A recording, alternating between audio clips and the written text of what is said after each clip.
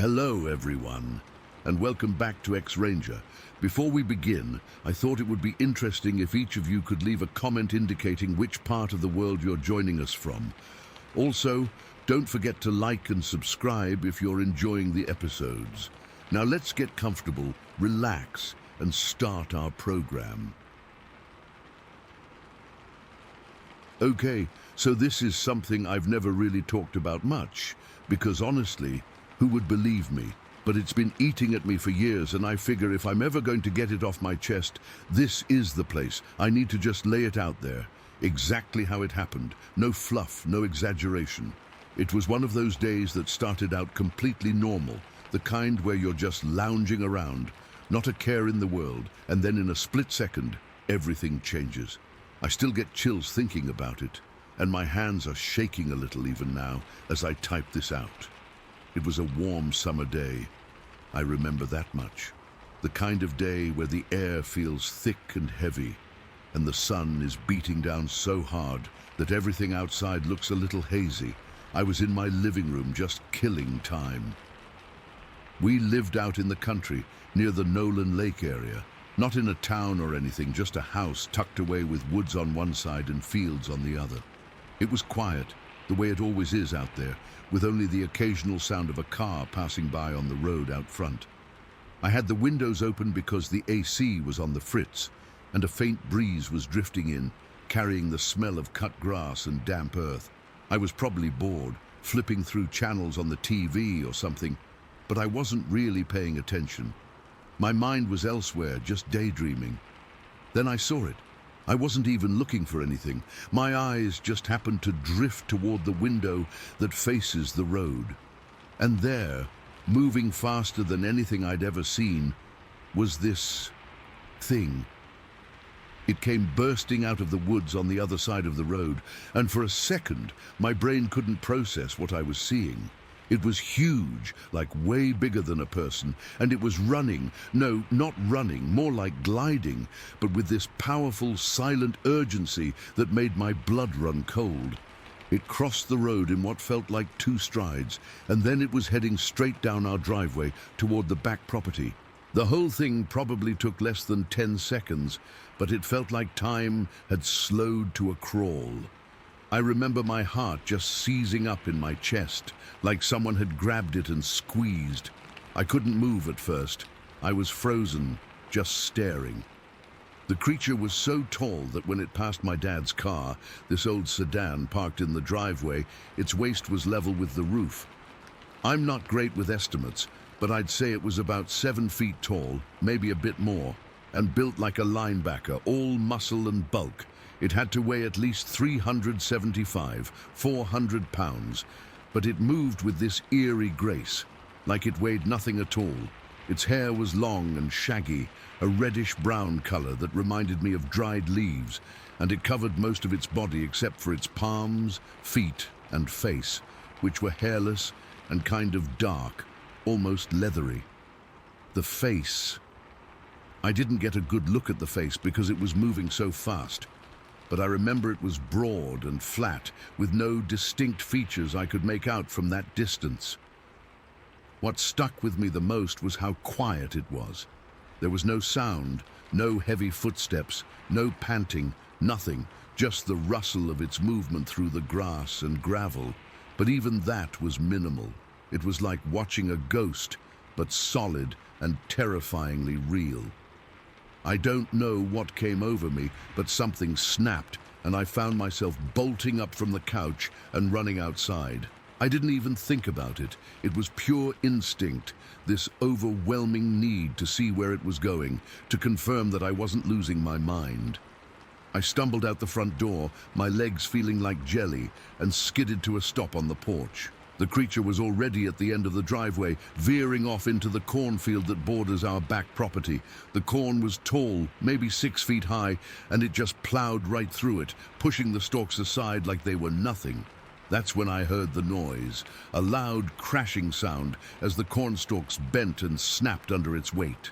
It wasn't frantic or chaotic, it was purposeful, like it knew exactly where it was going. I stood there, rooted to the spot, my heart hammering against my ribs so hard I thought it might burst out. I could feel the sweat beading on my forehead, trickling down my back, and my breath was coming in short, ragged gasps. The air felt thick, suffocating, and I remember the sun beating down on my skin, but I was cold, shivering despite the heat.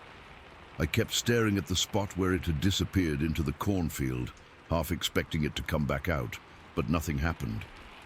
The only sound was the rustling of the corn, slowly settling back into place, and the distant buzz of insects. Everything else was dead silent. No birds, no cars, nothing. It was like the world had gone mute, holding its breath along with me. I don't know how long I stood there, maybe a minute or two, but it felt like an eternity. My mind was racing, trying to make sense of what I'd just seen. Was it a bear? No. Bears don't run like that, and they're not that tall or hairless in those places. A person in a costume. That thought crossed my mind, but who would be out here running through fields in the middle of nowhere and moving that fast and silently? It didn't add up. I finally forced myself to move, taking a few shaky steps down the porch stairs and onto the driveway. The gravel crunched under my feet, and the sound seemed unnaturally loud in the stillness. I walked slowly toward where the creature had crossed, my eyes scanning the ground for any sign. Footprints, broken plants, anything. But there was nothing obvious, just the usual dirt and grass. When I reached the spot near my dad's car, I stopped and looked at the roof. It was clean, no marks, but I could still picture the creature's waist lining up with it, and that image sent another wave of fear through me. I reached out and touched the car's roof, half expecting it to be warm or something, but it was just metal baking in the sun. I turned and looked toward the cornfield. The path it had taken was visible, a narrow trail of trampled stalks leading deeper into the field. The corn was thick, and I couldn't see more than a few feet in, but I could hear faint rustling sounds fading into the distance. Part of me wanted to follow it, to see where it went, but another part, the smarter part, screamed at me to stay put. What if it was still there waiting? What if it wasn't alone? The thought made my skin crawl, and I took a step back, my pulse throbbing in my ears. I stood there for what felt like hours, just watching and listening, but nothing else happened. The normal sounds of the day slowly returned. A bird chirping somewhere, the hum of a distant tractor, but the air still felt charged, like after a storm. I kept replaying the sight in my head, the way it moved so fluid and silent, the sheer size of it, the hairless patches on its hands and feet. I tried to smell the air, remembering that some people talk about a foul odor with these kinds of things, but there was nothing. No smell at all, just the usual summer sense of grass and heat. Eventually, I forced myself to go back inside. My legs were weak, and I had to lean against the doorframe for a second before I could step in. The living room felt different now, smaller, darker, like the walls were closing in.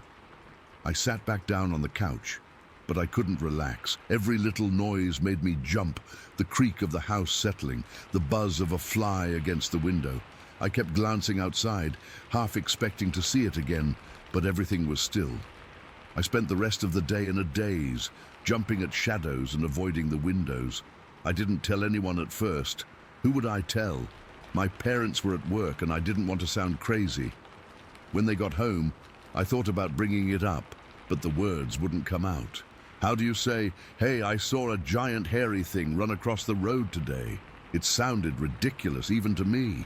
So I kept it to myself, but it weighed on me, growing heavier with each passing hour. As the days went by, I started to piece things together. I'd never heard of Bigfoot or anything like that before. It wasn't something we talked about around here. But weeks later, I was watching TV and stumbled on one of those shows about cryptids, and they were talking about Bigfoot sightings. They described the height, the hair, the silent movement, and it hit me like a ton of bricks. That's what I saw. It wasn't a bear or a person. It was something else, something I couldn't explain. But that day, right after it happened, I was just left with this hollow, stunned feeling. I remember sitting on the porch as the sun started to set, the sky turning orange and pink, and feeling completely alone. The world didn't feel safe anymore. It felt like there were things out there that I couldn't understand, things that didn't belong in my neat, orderly view of life. I kept looking at the cornfield, half expecting to see those hairless hands pushing through the stalks again, but it never did. And that's it. That's what happened. I never saw it again, and I never found any proof. No footprints, no hair, nothing, but I know what I saw, and no amount of rationalizing can make it go away. Even now, years later, I get tense when I'm alone in that house, and I avoid looking out the window toward the woods. Sometimes, on warm summer days like that one, I'll catch a movement out of the corner of my eye and my heart will skip a beat. But it's always just a deer or the wind. Still, that fear never really leaves you. It's always there, lurking in the back of your mind, reminding you that some things are better left unseen. Story 2. Peter and Lisa offered me their guest room for the night. They live out in this semi-rural area, about an hour's drive from my apartment in the city. But I had work early the next morning, and I'm one of those people who sleeps better in my own bed, so I decided to head home. I hugged them both, thanked them for a great night, and got into my car. The highway I take is usually pretty empty at that hour, especially on a weeknight, so I wasn't worried about traffic. I remember pulling out of their driveway and onto the main road, the streetlights casting long shadows, and then merging onto the highway. It was one of those clear, cool nights where the sky is full of stars and you can see for miles. I had the radio on low, just some soft rock station, and I was cruising along feeling that post-party drowsiness set in. About 30 minutes into the drive, I started really feeling the fatigue. My eyes were getting heavy and I knew I needed to perk up, so I rolled down the window to let in some fresh air. The rush of cold wind helped a bit. It was that crisp, almost autumnal air, even though it was late summer. I could smell the pine from the woods lining the highway, and the hum of the tires on the pavement was kind of soothing. I was in the left lane, doing maybe 60 miles an hour, just keeping pace with the occasional truck or car that passed by. But then, as I came around a gentle curve, the road stretched out straight ahead, and that's when I saw it. Out of nowhere, this huge, dark-furred figure dashed across the road right in front of my car. I mean, it moved so fast it was like a blur, but my brain registered it instantly. I slammed on the brakes so hard the tires screeched, and the car skidded a little. My heart just leaped into my throat, and I felt this cold sweat break out all over my body. For a split second, I thought it was a deer or maybe a bear. I've seen both out there before, but as my headlights caught it, I knew it wasn't. This thing was tall, like really tall, maybe 7 or 8 feet, with massive shoulders that seemed too broad for anything natural. It covered the entire 2-lane road in just a few steps, moving with this weird, fluid grace that didn't look animal or human. Its arms swung as it ran, and I could see the fur, dark, almost black and shaggy, like it was matted or wet. It didn't run on all fours. It was upright like a person, but the way it moved was too powerful, too swift. It vanished into the trees on the other side of the road before I could even process what I was seeing. The whole thing probably lasted 2-3 seconds tops, but it felt like an eternity. My car had come to a stop right where it crossed, and I just sat there, gripping the steering wheel so tight my knuckles were white. My hands were shaking, and I could feel my pulse pounding in my ears. The radio was still playing some cheesy love song, and I remember fumbling to turn it off because the silence felt safer. I took a few deep breaths trying to calm down, but my mind was racing. What the hell was that? It couldn't have been a person. No one is that big or moves that fast, and it wasn't a bear. Bears don't run upright like that, not for long distances, and this thing was built differently. Its legs were thick and muscular, and it had this hunched posture, but it was definitely bipedal. I don't know what came over me, but after a minute or so I decided to get out of the car. Maybe it was shock, or curiosity, or just pure stupidity, but I had to see if there was any trace. I put the car in park, left the engine running, and slowly opened the door. The cold air hit me again, but this time it felt eerie, like the temperature had dropped. I grabbed my phone from the cup holder and turned on the flashlight. It's not very bright, but it was all I had. I shone it into the woods where the thing had disappeared. The beam cut through the darkness, highlighting the dense underbrush and tall pines. At first, I didn't see anything, just shadows and trees swaying slightly in the breeze. But then I got this overwhelming feeling that I was being watched. It wasn't just a hunch, it was a physical sensation, like pins and needles on the back of my neck. My skin crawled, and I could feel my hair standing on end. I stood there for what felt like a long time, maybe 30 seconds, but it might have been less. I kept scanning the trees, hoping to catch a glimpse of movement or something, but nothing. The woods were dead silent. No crickets, no owls, nothing. That's what really got to me. Usually there's some noise at night, but it was like everything had gone quiet the moment that thing ran through. I started feeling exposed, standing there in the middle of the highway with just my phone light. What if it was still out there, watching me? What if it came back? My mind started conjuring up all these worst-case scenarios, and I knew I had to get out of there. I hurried back into the car, my hands still trembling as I shut the door and locked it. I didn't even bother with the seatbelt at first. I just put the car in drive and hit the gas. I drove faster than I should have, my eyes glued to the road and the sides, half expecting to see it again. Every shadow seemed to move. Every tree branch looked like an arm reaching out. I kept checking my rearview mirror, paranoid that something was following me. The rest of the drive home was a blur. I don't even remember the music or the road signs. All I could think about was that figure. By the time I pulled into my parking lot, I was drenched in sweat and my heart was still racing. I sat in the car for a few minutes, just trying to calm down before going inside. Once I was in my apartment, I locked the door behind me and leaned against it, breathing heavily. I went to the kitchen and poured myself a glass of water, but my hands were so shaky I spilled some. I kept replaying the moment in my head, the way it moved, the size of it, the sheer speed. I tried to rationalize it. Maybe it was a trick of the light, or I was more tired than I thought, but deep down, I knew what I saw. I've spent a lot of time outdoors. I've camped and hiked in areas where people claim to see Bigfoot, but I always dismissed it as folklore or hoaxes. Now I wasn't so sure. This thing was real, and it was nothing like any animal I've ever encountered. I thought about calling Peter or Lisa, but what would I say? Hey, I think I saw a Sasquatch on the way home from your party. They'd laugh it off, or tell me I had too much to drink, even though I hadn't, or worse, they'd worry about me and think I was losing it, so I kept it to myself. The next day at work, I was distracted, jumping at every noise. I did some searching online, reading accounts from other people who've had similar experiences. A lot of them described the same thing: tall, dark-furred creatures that move fast and leave you with this eerie feeling of being watched. It was comforting in a way, knowing I wasn't alone, but it also made it more real. That was months ago, and I still think about it often.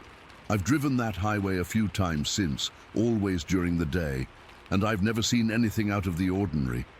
But I avoid it at night now. Sometimes when I'm lying in bed, I'll remember that cold air and the silence, and I'll get chills all over again. I don't know what it was, and I probably never will. All I know is that on that night, on that empty highway, I saw something that shouldn't exist, and it changed how I see the world. I just had to share this somewhere, even if no one believes me. Thanks for listening. Story 3. Okay, I'll just type this out.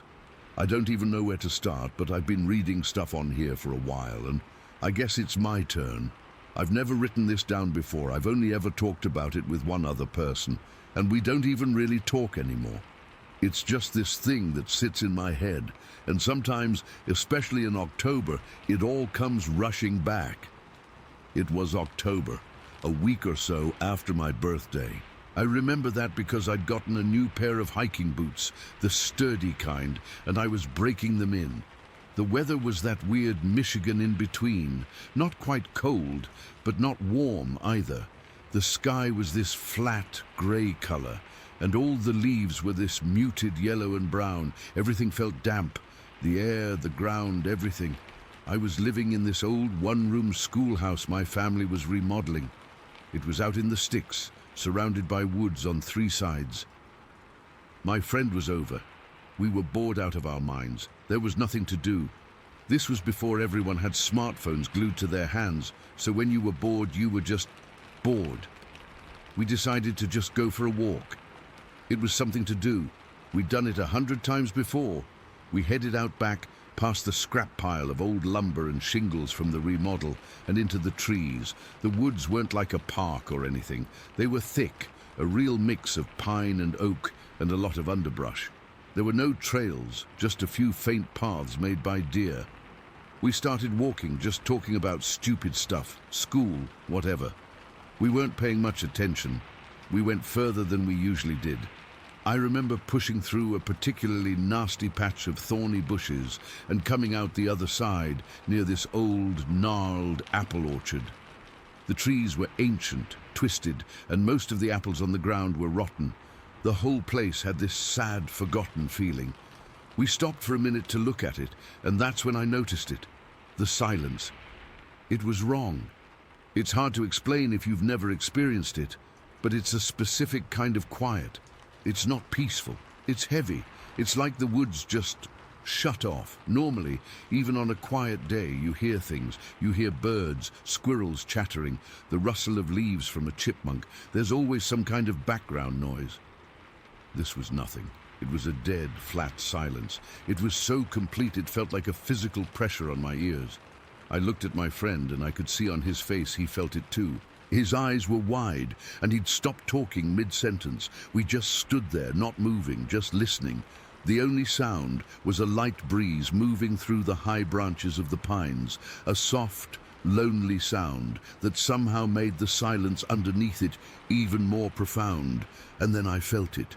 This prickling on the back of my neck, this deep, gut-level feeling that we were not alone, that something was watching us. It wasn't a guess, it was a certainty. My skin just went cold all over, like I'd stepped into a walk-in freezer. I remember the hairs on my arms standing up straight. I opened my mouth to say something to my friend, to put words to this creeping dread, but before I could make a sound, he whispered, "Do you feel that?" I just nodded. I couldn't speak. That's when the sound happened. It was loud, not a crack, not a snap, a crunch, a heavy, solid crunch, like something massive had just put its full weight on a pile of dry branches. It came from our left, maybe 50 feet away, back in the thick brush past the orchard. It was so close, way too close. My head snapped towards the sound. My heart just dropped into my stomach. I turned my whole body, my boots scraping on the leaf litter, and I saw it. It was standing upright, just like a person. It was partially hidden by a tangle of young saplings and brush, but I could see enough. It was huge. I mean, just impossibly big. It was covered in thick hair, a dark red-brown color like old rust, but streaked through with patches of gray, like an old dog. The hair wasn't clean or fluffy. It was long, maybe 3 or 4 inches, and it was matted in places, clumped with dirt and who knows what else. It looked heavy. It was turned slightly away from us, and it must have heard us or sensed us, because the moment we looked, it turned its head and upper body. I didn't see its face. It was just a dark shape, an impression of a head and all that hair, but I saw its body, from its stomach up to its shoulders, and its back. It was built, not fat, but solid, like a powerlifter, thick, and then it moved. It didn't run on all fours. It didn't hunch over and lope. It turned its whole body away from us and took off, walking on 2 legs, right into the deeper, darker part of the woods. It moved fast. really fast. The way it moved was what stuck with me almost as much as its size. It was so fluid, so natural. It walked like a man, but a man that was 7.5, 8 feet tall and built like a refrigerator. As it moved, it made a sound, a deep guttural just one syllable, low and resonant. It wasn't a roar, it wasn't a scream, it was like a grunt of exertion, but it carried so much weight. It was a sound you felt in your chest. Then my brain just broke. Every thought in my head was replaced by one single screaming command. Run! I didn't think. I didn't say anything to my friend. I just spun around and I ran. I ran like I have never run before or since. My house was about 350 feet away, but it wasn't a clear path. It was through more brush, over a small, swampy creek, and then up a slight hill. My new boots felt like lead weights, but I didn't care. I just pumped my arms and legs, crashing through ferns and stumbling over hidden roots. I could hear my own breath, ragged and loud in my ears, and the pounding of my heart was like a drum. And the whole time, I was waiting for it. I was waiting to hear those heavy footsteps crashing behind me. I was waiting to feel a huge hand grab me from behind. I expected to die right there in those woods. The weirdest thing? My friend was right beside me the whole way, and he shouldn't have been. I was always the faster one. We used to race all the time, and I always won.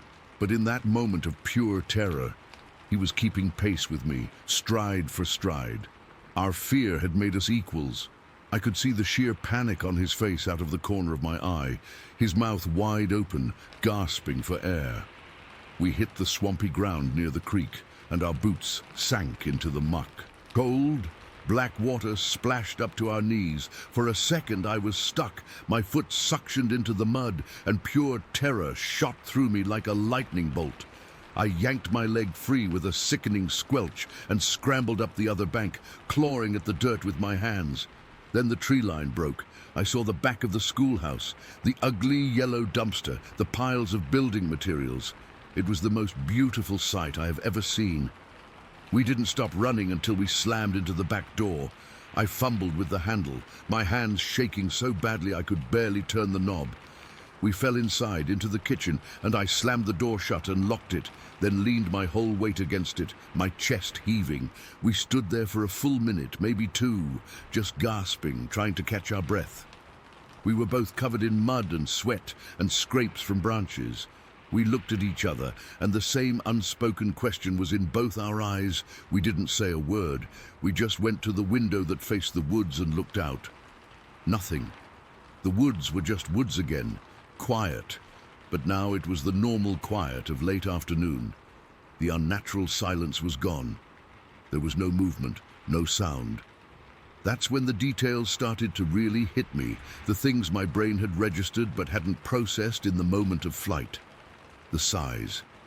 My God, the size. I'm 5'4". The leg I saw, from what I could tell, was as tall as I am.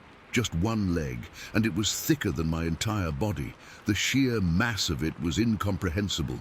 It wasn't just tall, it was dense. It had weight. The hair wasn't a uniform color.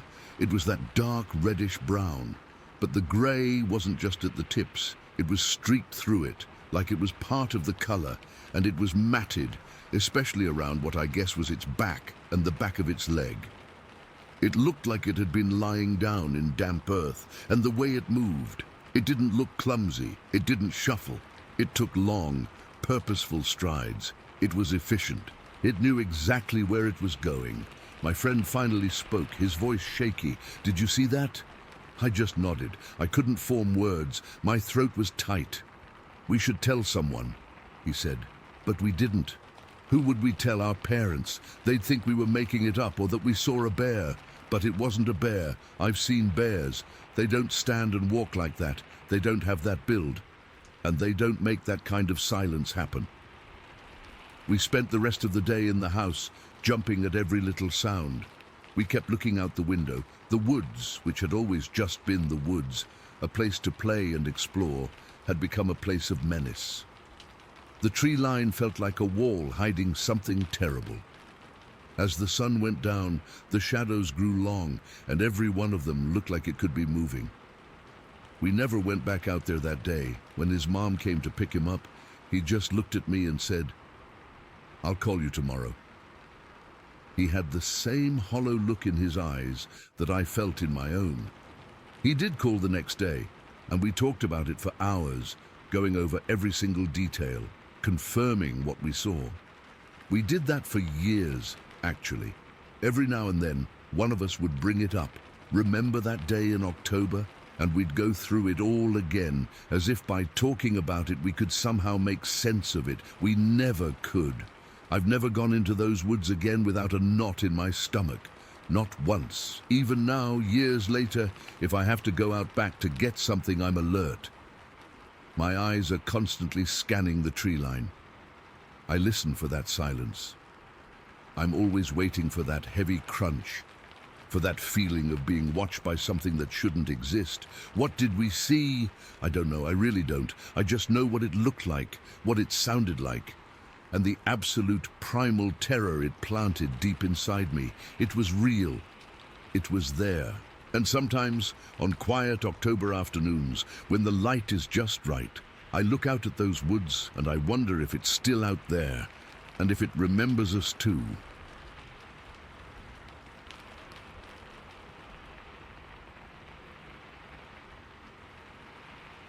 Story 4. I live out in the country, on a few acres that butt up against a huge soybean field. It's quiet, the kind of quiet you only get miles from the nearest streetlight. My wife was already asleep upstairs, and I was watching some TV, just winding down. I have 2 dogs, a big goofy Labrador mix and a smaller, sharper terrier mutt. They're usually pretty chill at night, but that night they were restless, pacing by the back door, whining low in their throats. Not barking, which was weird. It was more like a nervous, unsettled energy. We've had coyote problems lately. They've been getting bolder, coming right up to the tree line, so I've gotten into the habit of doing a quick sweep of the yard with a spotlight before I let the dogs out for their last pee, just to scare anything off. The spotlight is one of those heavy-duty LED ones, throws a beam you could probably see from space. It was just past 11 o'clock. I leashed up the dogs. They were pulling, really eager to get out, and I grabbed the spotlight from its hook by the door. The second I opened the back door, the feeling hit me. It's hard to describe. It wasn't cold, but the air felt thick, heavy, like walking into a damp curtain. The dogs felt it too. They stopped pulling and just sort of huddled against my legs, their whining cutting off into total silence. That was the first red flag. These dogs will bark at a leaf blowing across the yard. For them to go dead quiet was wrong. I clicked on the spotlight. The beam cut through the darkness, lighting up the backyard, the old oak tree, the edge of the woods about 50 yards back. Everything looked normal. I swept the light along the tree line, back and forth. Nothing. I could feel my heart starting to slow down. See, you're just spooking yourself, I thought. It's the coyotes making you jumpy. I was about to unclip the dogs when I decided to do one more sweep, a little further out, into the clearing that leads into the soybean field. It's a narrow strip of grass and weeds between my woods and the start of the soybeans. I swung the light over there, and I saw them, 2 sets of eyes. They were high up, really high up. I'm 6 feet tall, and these were a good foot, maybe more, above my own eye level. They were reflecting the light back at me, this bright, sharp, silvery green color, not like a deer's glow. Deer eyes are a duller yellow, and they're lower to the ground. These were like 2 pairs of small, intense marbles, just hanging there in the blackness. My brain short-circuited. It just couldn't process what I was seeing. My first stupid thought was, are there people out there? But who stands 7 feet tall and hangs out in a soybean field at 11 at night? The dogs were statues against my legs, trembling. A low, guttural growl started in the Labrador's chest, a sound I'd never heard him make before. It was pure, undiluted fear. My thumb was still on the button of the spotlight. Without even thinking, I let go. The world went pitch black. The afterimage of those eyes was burned onto my retinas. I stood there in the dark, my ears ringing in the silence. I could hear my own blood pounding. I couldn't hear anything from the field. No rustling, no footsteps, nothing. After what felt like a full minute, but was probably only 5 seconds, I forced my thumb down again. The light blazed back to life. The eyes were gone. No, not gone. They had moved. They were now peeking out from behind a thick, bushy scrub at the very edge of the clearing. Just the very tops of those glowing circles, watching me from behind the leaves. They had ducked for cover. In that split second of darkness, something that was over 7 feet tall had moved silently behind a bush. My stomach dropped into my shoes. This wasn't a coyote. This wasn't a deer. A deer would have bolted. A coyote would have either run or maybe stood its ground, but it wouldn't have hid. It wouldn't have peeked. My hand was shaking so bad, the beam of light was jittering all over the place. I turned the light off again. Darkness. I counted to 3, my heart hammering against my ribs like it wanted out. I clicked the light on. They were staring right at me again, fully out from behind the bush. Those 2 sets of high, glowing eyes locked onto mine. It felt like a challenge or a game. I turned the light off. Click, darkness. Click, light. And they were peeking again from behind the bush, just like before. I did it one more time, my breath caught in my throat. Off. On. And they were staring, fully exposed. It was deliberate. They were reacting to the light. They knew what it was. They were hiding from it. And then when it was steady, they'd come out to look. The terror at that moment wasn't just about the height or the eyes. It was the intelligence behind that action, the understanding, the playfulness of it. It was so profoundly unnatural. I felt like a mouse being toyed with by a cat. That's when the smell hit me. I'd been so focused on the eyes I hadn't noticed it before. It was a foul, heavy stench, like a mix of rotten meat and wet dog and something else, something metallic and foul. It was so strong it made my eyes water. The dogs started to sneeze and paw at their noses. I couldn't move. I was frozen to the spot, just holding that light on them, my arm aching from the tension. We stayed like that for maybe 20 seconds, just staring at each other across the 50 yards of darkness. Then, one of the sets of eyes, the one on the left, slowly, deliberately dipped down and then came back up. A nod. It was a freaking nod. That broke the spell. A jolt of pure electric fear shot through me. I stumbled backwards, yanking the dogs with me. I fumbled for the door handle, my back to the field, terrified that if I turned the light away, they'd be right on me. I shoved the door open, fell inside, and slammed it shut, throwing the deadbolt. I stood there, my back against the door, panting. The spotlight was still in my hand, switched on, pointing at the ceiling and lighting up the whole kitchen. The dogs were going crazy now, barking and scrambling around the kitchen. I slid down the door until I was sitting on the floor. I just sat there for, I don't know how long, maybe 10 minutes, just trying to get my breathing under control. My hands wouldn't stop shaking. I could still smell that god-awful stench, like it had followed me in and clung to my clothes. My rational mind was fighting a losing battle. "It's bears," it said. "But bears don't stand on 2 legs and play peekaboo with a spotlight. It's people in costumes." It tried. At 11 at night in the middle of nowhere, standing 7 feet tall, why? It made no sense. After about 20 minutes, the dogs finally calmed down. They curled up on their beds, exhausted. The house was quiet again. The logical part of me, the part that fixes things and knows how the world works, started to reassert itself. I had to go back out there. I had to look. I had to prove to myself that it was nothing, that it was just my mind playing tricks in the dark. It was the dumbest decision I've ever made, but I had to do it. I got up, my legs feeling like jelly. I didn't take the dogs this time. I unlocked the door and opened it just a crack, the spotlight held tight in my sweaty hand. The smell was gone, the heavy feeling in the air was gone. It was just a normal, quiet country night again. I stepped outside, my whole body tensed for, I don't know what. An attack, a sound, anything. I raised the spotlight and pointed it straight at the clearing. It was empty. I swept the beam back and forth, across the bush, across the soybean field. Nothing, no eyes, no shapes. I stood there for a full 5 minutes, scanning every inch of that tree line. There was nothing there. A part of me felt relieved, but a bigger part of me felt even more terrified, because if they were gone, it meant they had left, and something that big doesn't just vanish without a sound. I was about to go back inside when a thought occurred to me. I shined the light down at the ground right in front of the bush where they'd been hiding. The grass was tall there, and it was flattened, not in a small deer bed kind of way.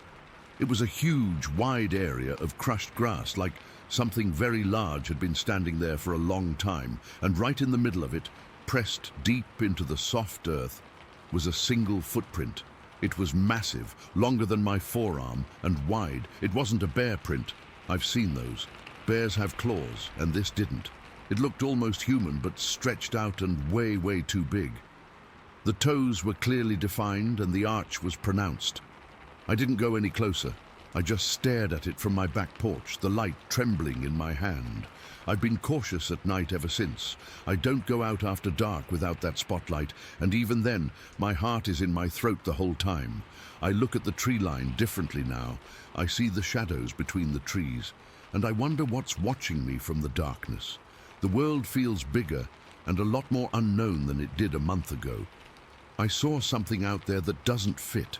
Something that hides and peeks and stands 7 feet tall, and I have no explanation for it, none at all.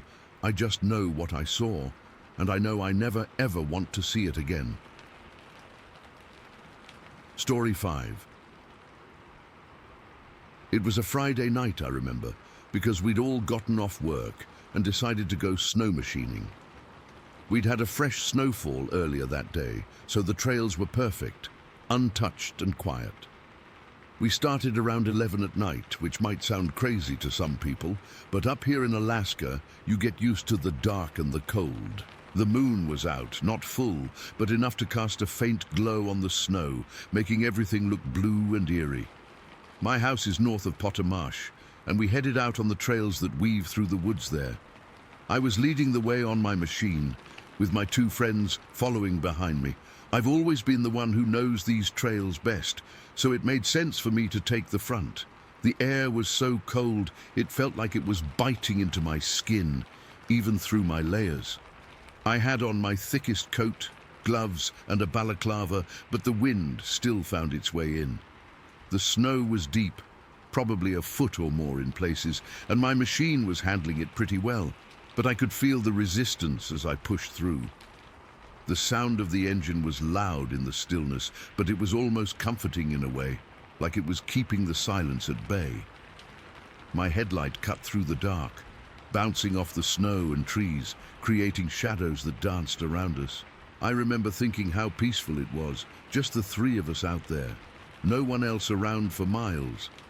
We were following game trails, which are these narrow paths that animals use, so they're not always easy to spot under the snow. I was keeping an eye out for moose or maybe a fox, something we often see out here. But then I came over this little mound. Nothing big, just a rise in the terrain, and my headlight caught something odd in the snow ahead. I slowed down a bit, squinting to see better. There were tracks, but they weren't like any animal tracks I'd ever seen.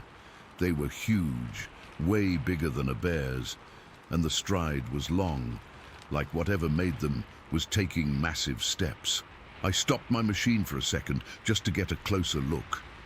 The tracks led off to the side, into a spot where the snow was all messed up, like something had laid down there.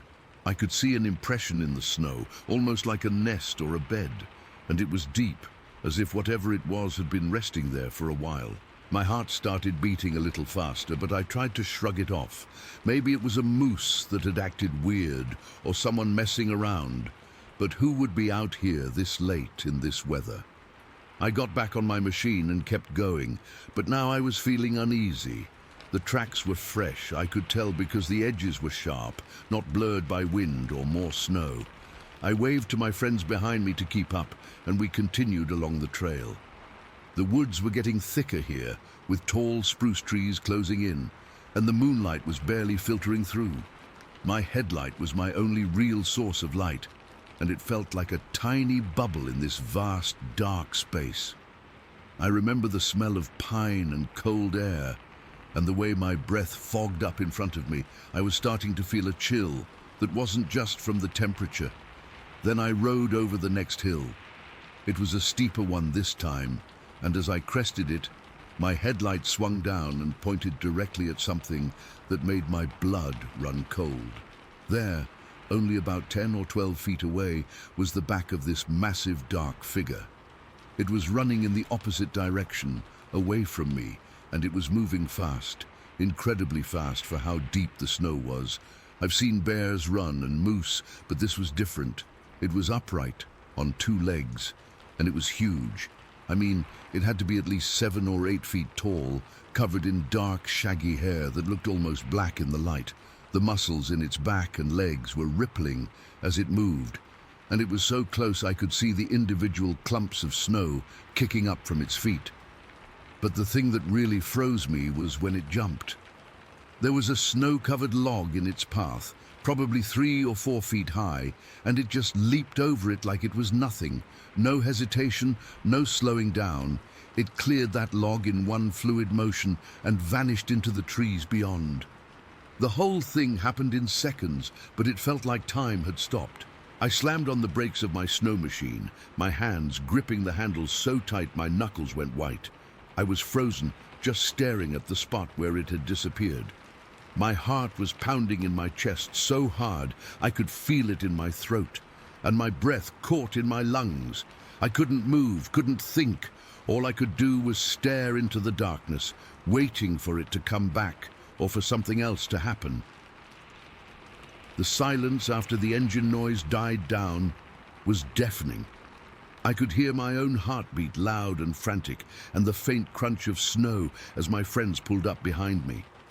One of them called out, asking what was wrong, but I couldn't form words. I just pointed ahead, my hand shaking. They came up beside me, and I managed to stammer out something about what I'd seen, but when they looked, there was nothing there, just the trail, the trees, and the snow. The tracks were there, though, leading away into the woods, and they were unmistakable. Big, deep prints that no human could have made, not in that snow, and not with that stride.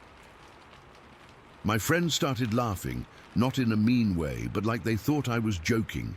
One of them said it must have been a bear, maybe a grizzly, and the other said maybe it was just a person in a big coat, but I knew it wasn't.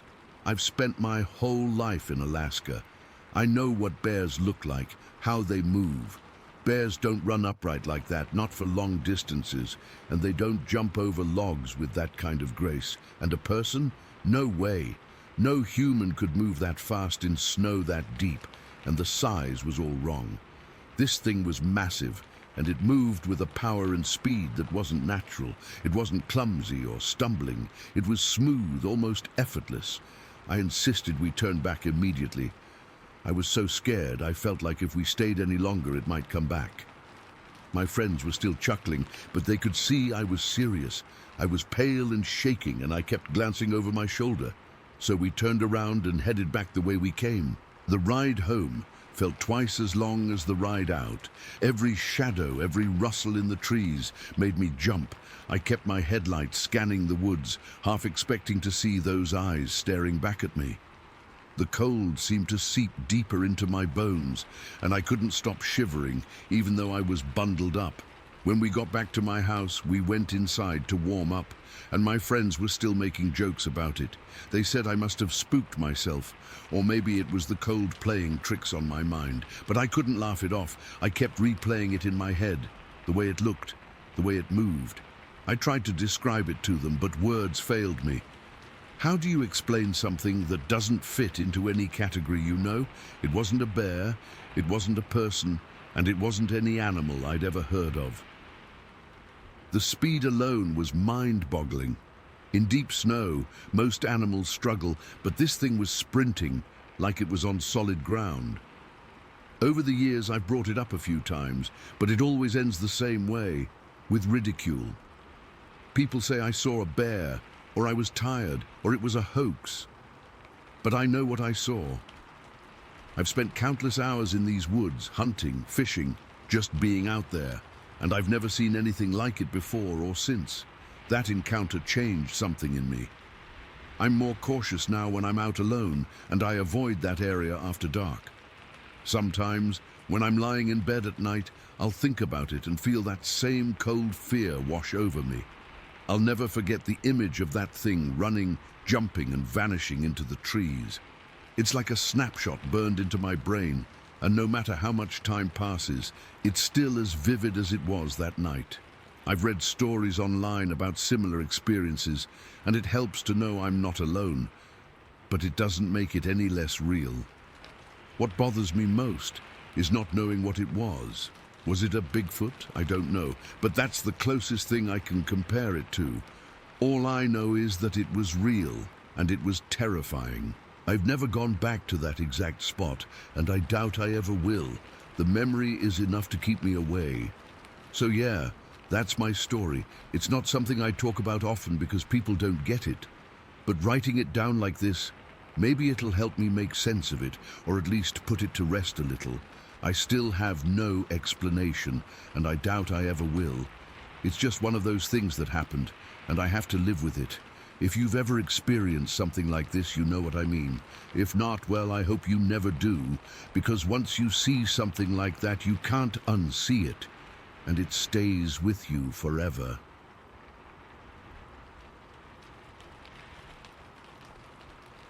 Story 6. It was the summer of 1979, and I haven't been able to forget a single second of it. My name's Peter Samuelson. Back then, I was young, dumb, and thought I knew the woods around Carroll County like the back of my hand. Me and my companion, Holly Swafffield, we were out prospecting. Not for anything big, just some interesting minerals, maybe a little silver if we were lucky. We'd been at it for a few days, camping out, enjoying the freedom. It was one of those perfect New England summers, you know? The air smells like pine and damp earth, and the sun feels good on your skin without baking you alive. That particular day, we decided to hike up the slopes of Bald Mountain, the part that overlooks Connor Pond. We'd heard some old-timers in a diner mention there might be some interesting quartz formations up that way. It wasn't a hard hike, but it was steady uphill, the kind that gets your thighs burning. The woods were thick, mostly hemlock and pine, the ground soft with decades of fallen needles. My dog, Cat, was with us. He was a mutt, part shepherd, part who knows what. A good dog, solid. He loved these trips, always sniffing ahead, his tail going a mile a minute. We broke through the tree line maybe an hour after we started, and the view just opened up. Connor Pond was down below us, this perfect dark blue circle surrounded by deep green forest. It was quiet, I mean, really quiet. You get used to a certain amount of noise in the woods, birds, squirrels rustling, the wind. But this was different. It was a heavy, waiting kind of quiet. I remember feeling a little prickle on the back of my neck, but I shrugged it off, told myself it was just the altitude or something. We were skirting the edge of the tree line, looking for a good spot to start scanning the rock faces, when Holly stopped dead in her tracks. She just pointed. At first I didn't see what she was pointing at. Then my eyes focused past the scrubby bushes and the scatter of rocks. It was a structure. That's the only word for it. It wasn't a natural rockfall, it was built. A crude, low wall made of these massive dark grey boulders, the kind two men couldn't lift. They were stacked, not neatly but deliberately, forming a sort of half circle that was maybe 4 feet high at its tallest point, and on top of it were these fresh hemlock boughs laid across like a roof. They were green, the sap still smelling strong. Someone, or something had put them there recently. My first thought was kids, teenagers from one of the towns nearby, building a fort. But it felt wrong. The boulders were too big. The location was too remote. There were no beer cans, no fire pit, no signs of people having a good time. This felt functional and old. The stones were settled into the ground like they'd been there for a very, very long time, even if the branches were new. Cat, who had been trotting along happily, suddenly went stiff. His head went down, his ears flattened, and a low, rumbling growl started deep in his chest. It wasn't his usual, "I see a squirrel" growl. This was different.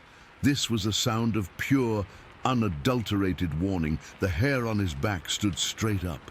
"Cat, easy boy," I whispered, but he wasn't listening to me. Holly and I looked at each other. Her eyes were wide. We didn't say anything. We just started walking closer, real slow, like you'd approach a skittish animal. My heart was starting to thump a little harder in my chest. The silence was even deeper now, like the whole mountain was holding its breath. We got to within maybe 20 feet of the structure. From this angle, we could see inside the half circle, and that's when I saw it. It was standing inside the stone circle, its back to us. My brain just short-circuited. It couldn't process what I was seeing. It was tall. So damn tall. Over 7 feet. Easy. And it was covered, I mean completely covered, in this matted, tangled grey hair. It wasn't fur like a bear. It was hair, long and thick and filthy, hanging off its body in clumps. Its shoulders were massive, hunched and powerful. It was standing on 2 legs just like a person, but it wasn't a person. It was too big, too wrong. It was just standing there, perfectly still, facing the stone wall. I could see the muscles moving under that thick pelt. I could smell it too. A smell hit my nose that I can still conjure up if I think about it too hard. It was a mix of wet dog, old meat, and something else, something deeply earthy and rotten, like a bog. Cat's growl erupted into a full-on snarl, a vicious, scared sound I'd never heard from him before. And then the thing made a noise. It didn't turn around. It just let out this sound from deep inside its chest. It wasn't a roar. It was lower than that. A deep, guttural, chuffing noise, like the worst cough you've ever heard mixed with rocks grinding together. But the worst part was the vibration. I felt it. I felt it in my bones, in my teeth. It was a physical pressure in my chest, like a subwoofer had been turned on inside my ribcage. It wasn't loud to the ears, but it was overwhelming to the body. That was the moment the terror struck. It wasn't a slow-building fear. It was a switch that flipped. 1 second I was a curious prospector. The next I was pure animal prey. Every instinct in my body was screaming at me to run. Holly let out this choked gasp, a tiny, strangled sound. I looked at her, and her face was a mask of pure panic. Her mouth was open, but no sound was coming out. Her eyes were locked on the creature's back. I didn't think. I just moved. I grabbed Holly's arm hard and yanked her backward. She stumbled, and then her own survival instinct kicked in. We turned, and we ran. We didn't look back. We just ran. Down the slope, crashing through bushes, slipping on the pine needles. It wasn't a graceful run. It was a frantic, blind, stumbling flight. Branches whipped my face, scratching my arms. I couldn't hear anything over the sound of my own blood roaring in my ears and my heart trying to hammer its way out of my chest. My lungs were burning, each breath a ragged gasp. The whole time, Cat was right beside us, not leading the way, but running with us, glued to my heels, and he never stopped growling. It was this continuous, furious, terrified snarl that was the soundtrack to our escape. It was like he was trying to hold the entire forest at bay with the sound alone. I don't know how long we ran. It felt like forever. It felt like seconds. We just ran until the trees got thicker and the ground evened out, and we couldn't run anymore. We collapsed, both of us, against the trunk of a huge old pine, heaving, trying to catch our breath. We were both trembling, our hands shaking so bad we couldn't hold them still. I looked at Holly, and she was crying, silent tears just streaming down her dirty face. I probably was too. We just sat there for a long time, listening. The woods had gone back to normal. Birds were chirping. We could hear a squirrel scolding somewhere, but that feeling, that deep primal fear, was still clinging to us like a cold sweat. We didn't talk about what we saw. Not then. We just packed up our base camp in a frantic, silent hurry, our hands fumbling with the tent zippers and the straps on our packs. We got in my truck and we drove out of there, and we didn't stop until we hit a diner 2 towns over. It was over coffee, our hands still not quite steady, that we finally started to talk. We went over every detail, trying to make sense of it. We both saw the same thing. We both felt that vibration in our chests. We both heard Kat's reaction. It was real. It wasn't a shared hallucination. It was Holly who did the research. She was always the more curious one, the one who needed answers. A few weeks later, she called me, her voice all excited and freaked out at the same time. She'd been digging through old local newspapers on microfilm at the library. She found a clipping from the 1890s. I don't remember the exact date, just that it was from the late 1800s. It was a short article, one of those filler pieces about local oddities. It described a grey-haired giant of the woods seen by a hunter near Connor Pond. The hunter's dog had fallen through the ice on the pond, and this creature, as the paper called it, had waded into the freezing water, pulled the dog out and set it, shivering but alive, back on the shore before disappearing back into the trees. The hunter swore it was over 7 feet tall and covered in shaggy grey hair. Reading that, a whole new kind of chill went through me. It wasn't just fear anymore, it was something else. This thing, whatever it was, had been here for generations. The old law supported it. And it wasn't just a monster, it had saved a dog. The article described it as a benevolent act. That messed with my head more than anything. The thing that had scared me so bad, I nearly lost my mind, might have been good. It didn't fit. The thing in that stone circle felt ancient and powerful and dangerous, not like some gentle forest guardian. A year almost to the day later, I got this itch I couldn't scratch. I had to go back. Holly wanted no part of it, and I didn't blame her. So I went alone.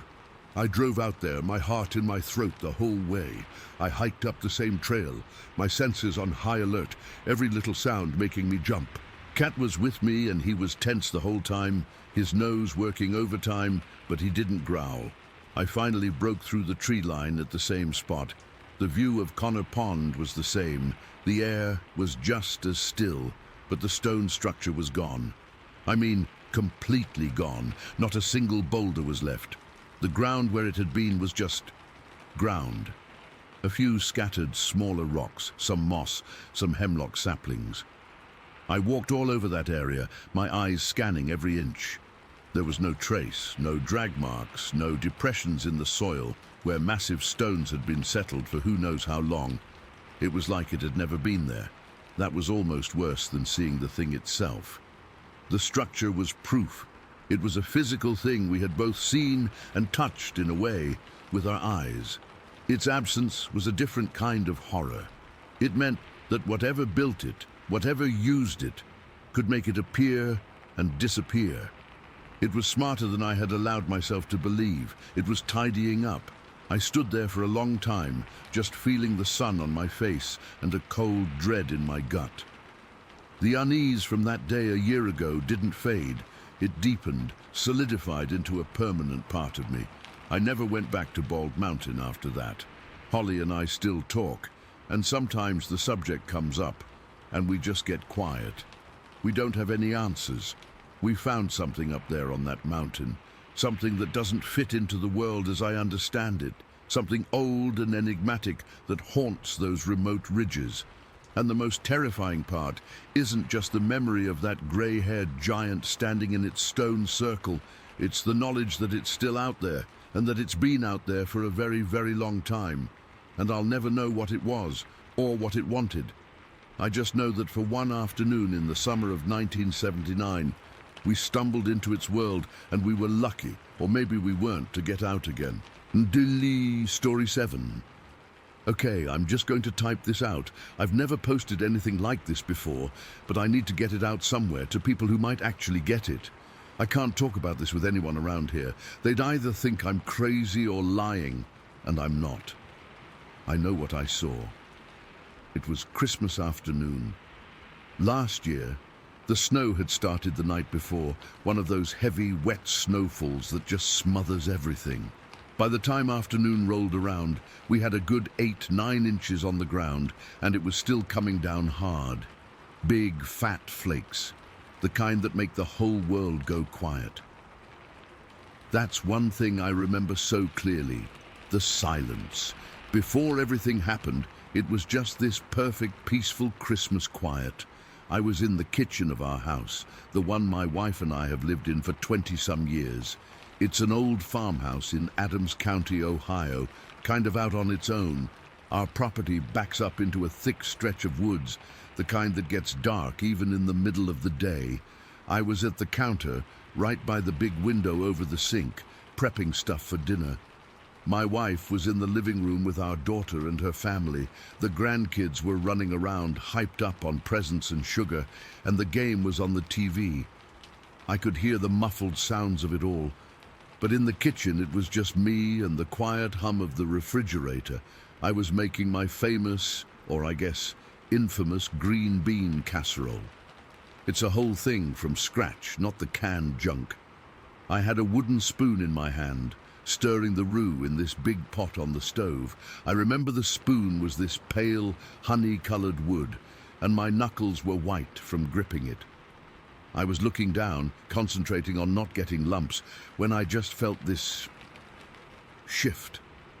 I don't know how else to describe it. It wasn't a sound.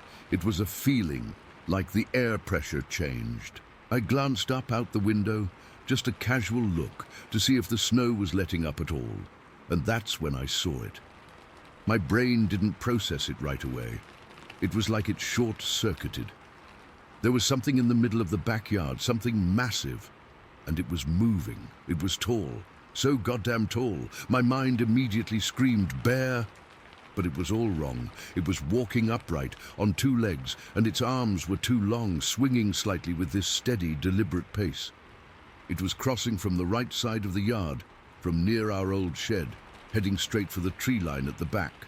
The snow was up past its ankles. On me, that snow would be halfway up my shins. The fur. This is the detail that sticks with me, that makes my stomach clench even now. It was white. Not pure, clean white like the snow, but a dirty off-white, like an old, unwashed sheep. And streaked through it, mostly on its back and the backs of its long arms, were these patches of grey and a rusty, muddy brown. The fur looked thick, matted in places like it had been through brambles. It was just ploughing through the deep snow, not struggling at all, just this powerful, steady movement. I dropped the spoon. It clattered against the side of the pot and then onto the floor, but I didn't even look down. I couldn't. My hand just hung in the air where the spoon had been, my whole body locked up. It was like every muscle just froze solid. I couldn't breathe. I couldn't blink. I was just a pair of eyes, glued to the window. It was maybe 50, 60 feet away.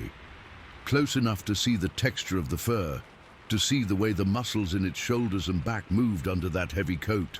It had a sort of conical head, not like a human, more like a gorilla, but sharper. I couldn't see its face clearly. It was angled away from me, focused on the woods ahead, but the sheer size of it. I'm 6 feet tall, and this thing had to be at least 8 feet tall, maybe more. It made the backyard, which I've mowed 1,000 times, which I've played catch-in with my grandkids, look like a dollhouse yard.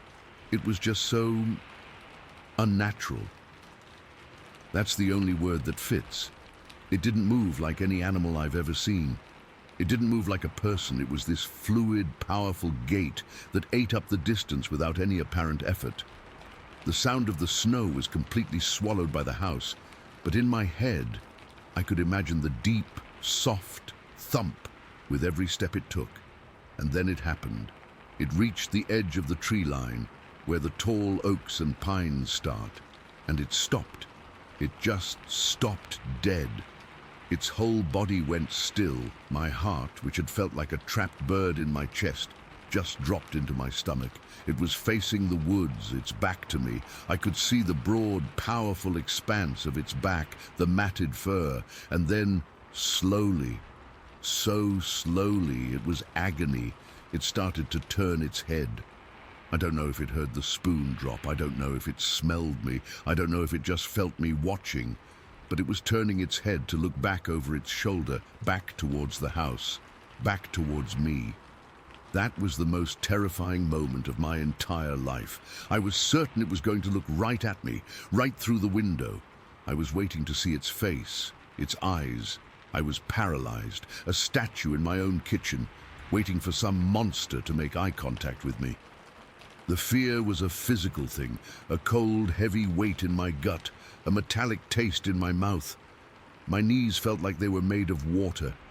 I thought I was going to pass out or be sick. But it didn't fully turn.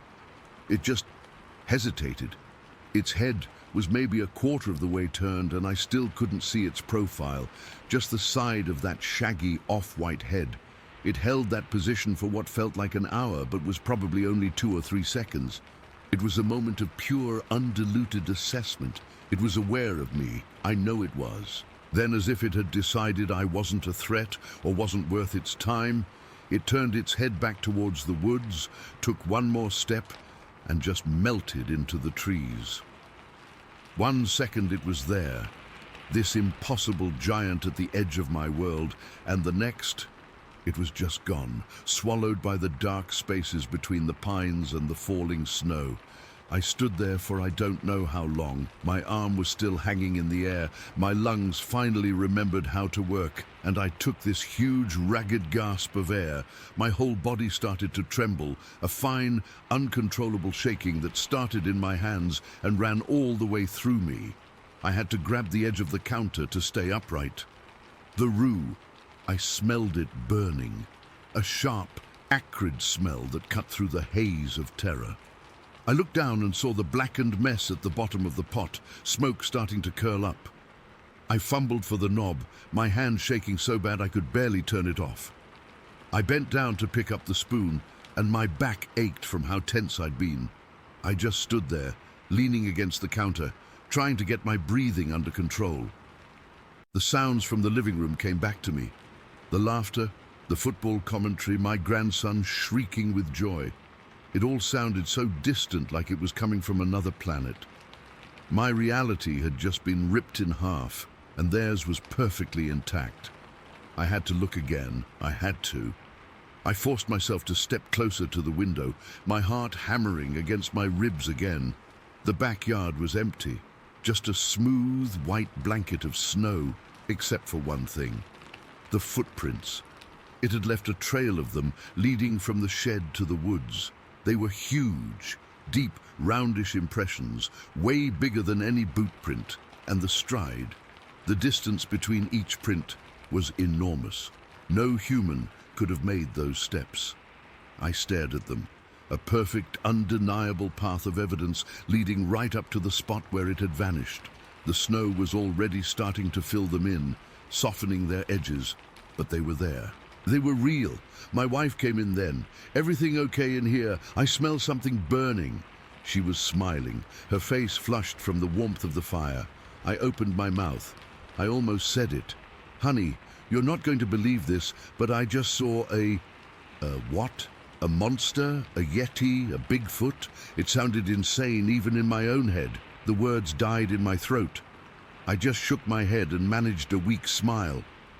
Yeah, I'm fine. Just got distracted and burned the rue. I'll start over." She gave me a funny look, a little concerned, but then she nodded and went back to the living room. I was left alone again with the smoke and the shaking and the footprints outside my window. The rest of the day was a blur. I made a new roux. I finished the casserole. I sat at the dinner table, surrounded by my family, passing around the ham and the mashed potatoes. I laughed when I was supposed to laugh. I talked, I ate.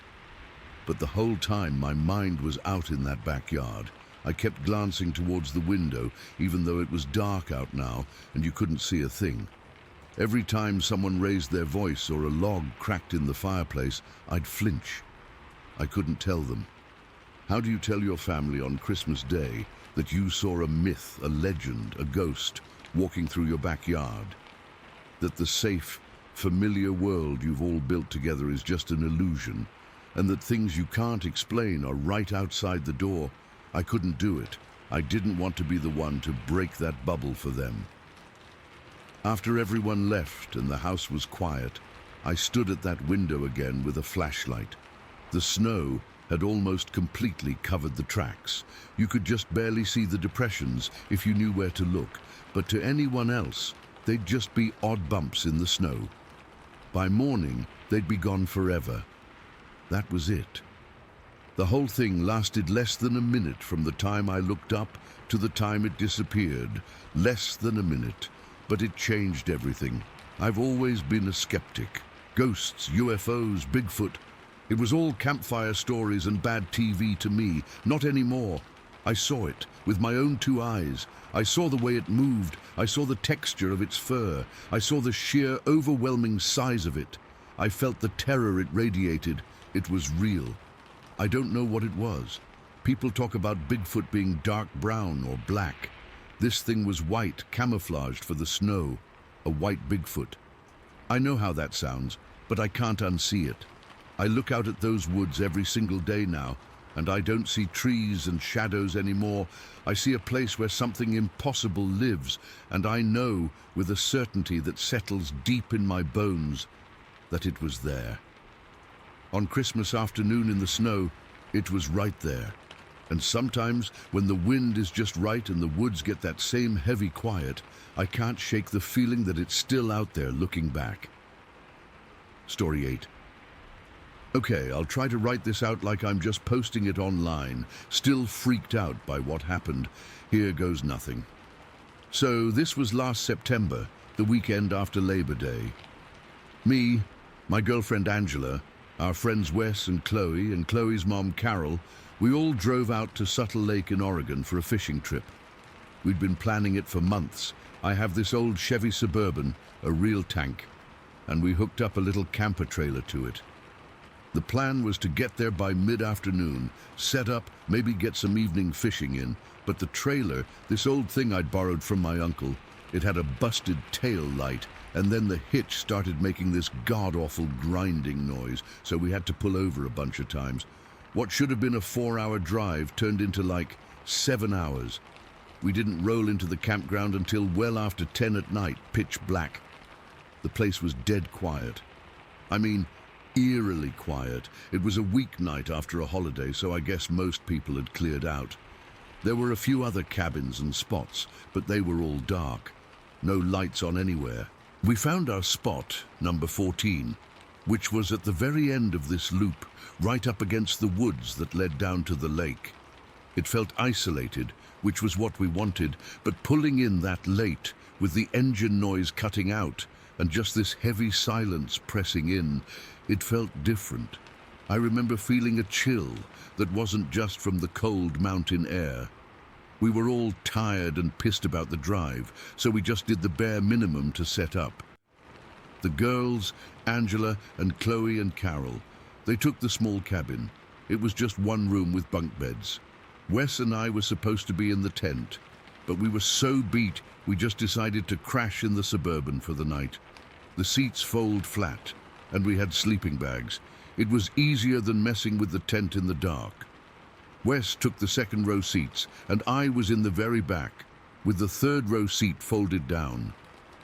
Angela decided to stay with me in the truck instead of the cabin.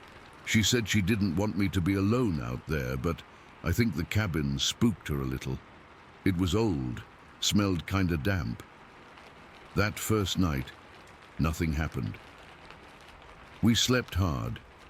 The next morning, we got up before dawn to fish. Wes and I, we walked down to this stream that feeds into the lake. It was still dark, just that dim grey light before the sun even thinks about coming up. The trail was muddy and slick. We weren't talking much, just walking, and both of us just slowed down. I remember looking at Wes, and he had this look on his face, like he was listening for something. We both stopped. It wasn't a sound, really. It was a feeling. This intense feeling of being watched. The hair on my arms stood up. The woods were too quiet. No birds, nothing. Just the sound of the stream.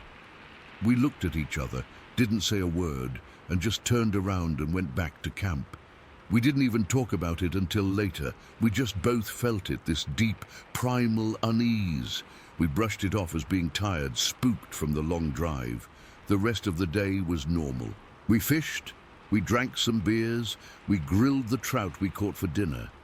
It was a good day. By nightfall, we were all pretty relaxed. The girls went into the cabin to sleep. Wes decided to stick with the tent this time, setting it up right next to the Suburban. Angela and we settled into the back of the Suburban again. I folded all the seats down so we had this big, flat space. We had our sleeping bags and some pillows. It was comfortable. I fell asleep pretty quick, but I woke up sometime later. I don't know what time it was. The middle of the night. The kind of dark where you can't see your own hand in front of your face. I needed to take a leak, but I was warm and cozy, so I just lay there for a minute, trying to talk myself into getting up. That's when I saw the movement out the back window of the Suburban. The windows are tinted, but there was a little bit of moonlight, just enough to see shapes. There was something moving near the line of trees about 50, 60 feet away, between our site and the next one over, which was empty. At first, I thought it was a bear. We'd been warned about bears. But this was different. It was upright, tall, really, really tall. I pushed myself up on my elbows, my heart starting to thump a little harder in my chest. I squinted, trying to make it out. It was just this huge, dark shape, darker than the shadows around it. It was just standing there, but it wasn't still. It was rocking, like forward and back, from its heels to the balls of its feet. Real agitated. It was next to a big pine tree, and I could see it was just massive. I'm 6 feet tall, and this thing had to be at least 1.5 feet, maybe 2 feet taller than me. 7.5, 8 feet easy, and broad. It was covered in hair, this long, shaggy, dark hair. It wasn't a bear. A bear doesn't stand and rock like that. A bear doesn't have that kind of proportion. My breath caught in my throat. I was frozen. I just stared. Then Angela stirred next to me. She whispered, "What is it?" Her voice was thick with sleep. I couldn't speak. I just pointed a shaky finger towards the back window. She rolled over and looked. I felt her whole body go rigid beside me. We lay there in silence for what felt like an hour, just watching this huge thing rocking in the dark. The air in the truck got thick. It was hard to breathe. Then Angela's hand tightened on my arm. Her nails dug into my skin. She leaned her head close to my ear, her voice barely a breath, so quiet I almost didn't hear it. "Yeti," she whispered. My blood went cold. It was such a crazy thing to say, but in that moment it didn't feel crazy. It felt like the only word that fit. She slowly moved her hand and pointed, not at the big one, but down and to the left towards Wes's truck, which was parked a little closer to us. "There's 2 more," she breathed. I followed her line of sight, and I saw them.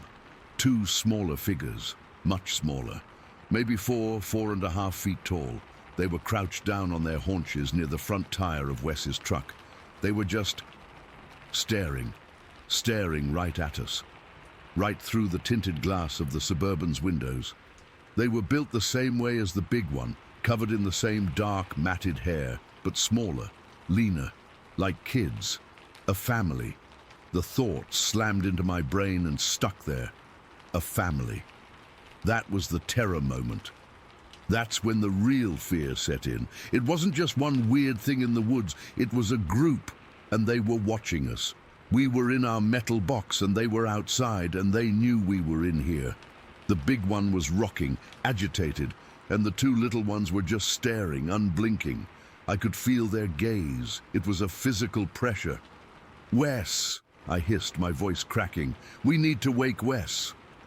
The tent was maybe 10 feet from the driver's side door. There was no way I was going out there. I fumbled for my phone on the floor. My hands were shaking so bad I could barely swipe it open. I called him. I heard his phone buzz once, twice, and then a groggy, "Hello?" "Wes," I whispered, my mouth right up against the phone.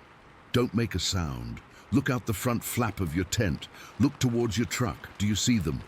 I heard rustling, then a sharp intake of breath, then a string of quiet, choked curses. Oh my God, what the hell are those? "I don't know, but we need to get out of here. We're getting in the truck. When I start the engine, you run and get in the passenger side. Got it?" "Yeah," he whispered, his voice tight with fear. I looked at Angela. Her eyes were wide, full of pure terror. She just nodded. I crawled over the folded seats, my knees feeling like jelly, into the driver's seat. The keys were in the cup holder. I grabbed them, my hands slick with sweat. I took one more look in the rearview mirror. I could still see the big one rocking back and forth, back and forth. The two smaller ones hadn't moved an inch. I turned the key. The engine roared to life, way too loud in the silent night. I flipped on the parking lights, but not the headlights yet. I wanted to see what they would do. Nothing. The big one stopped rocking for a second, its head tilting.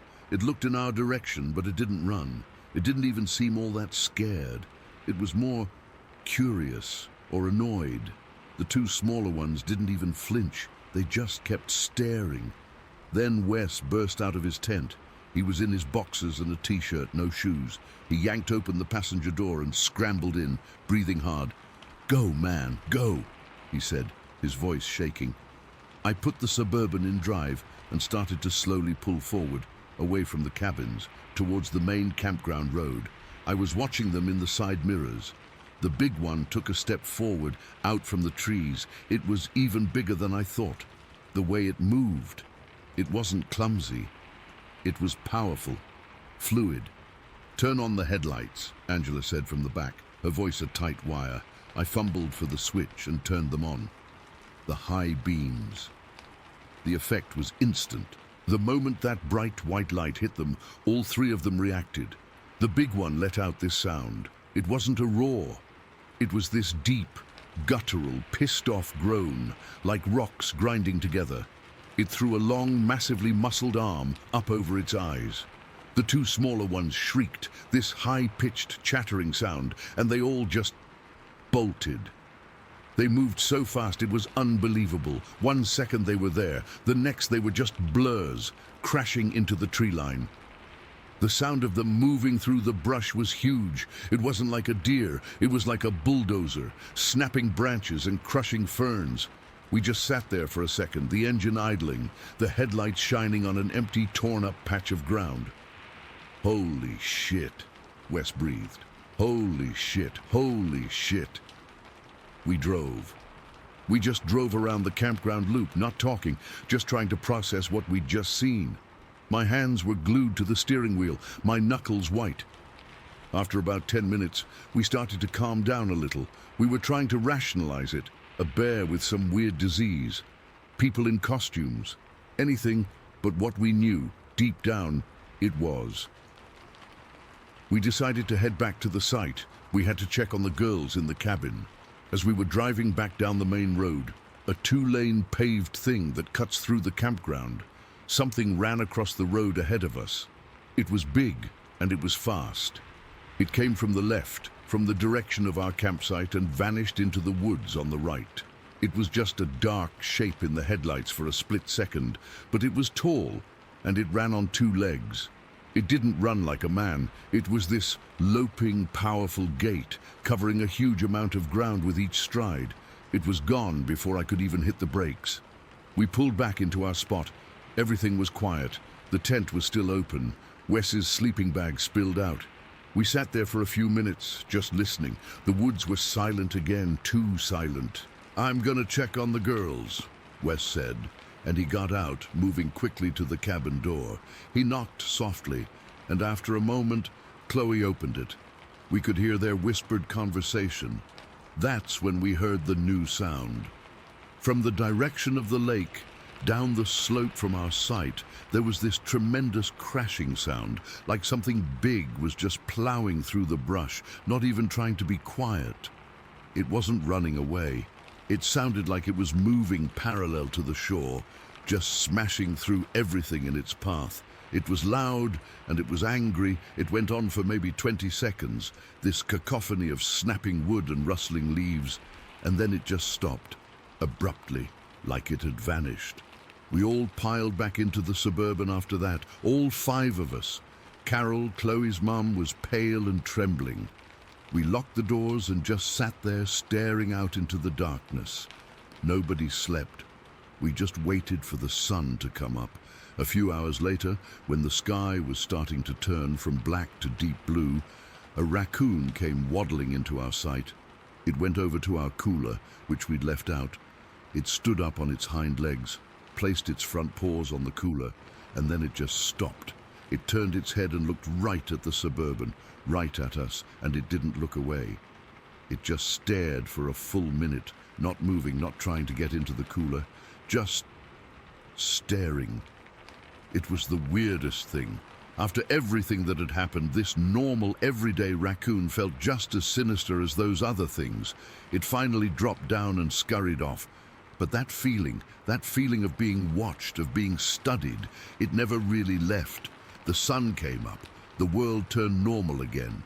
Birds started chirping. We packed up our stuff in a frantic, silent hurry and got the hell out of there. We didn't even stop for coffee. We never really talked about it much after that. What was there to say? We all saw it. We all knew. It changed something in us. I look at the woods differently now. I hear a branch snap at night and my heart starts racing. I saw something out there that doesn't fit into the world, a family of things that should not exist. And the memory of them, especially the 2 smaller ones just crouching there, staring with that quiet, intense curiosity, that's what stays with me. That's what I see when I close my eyes. Story 9.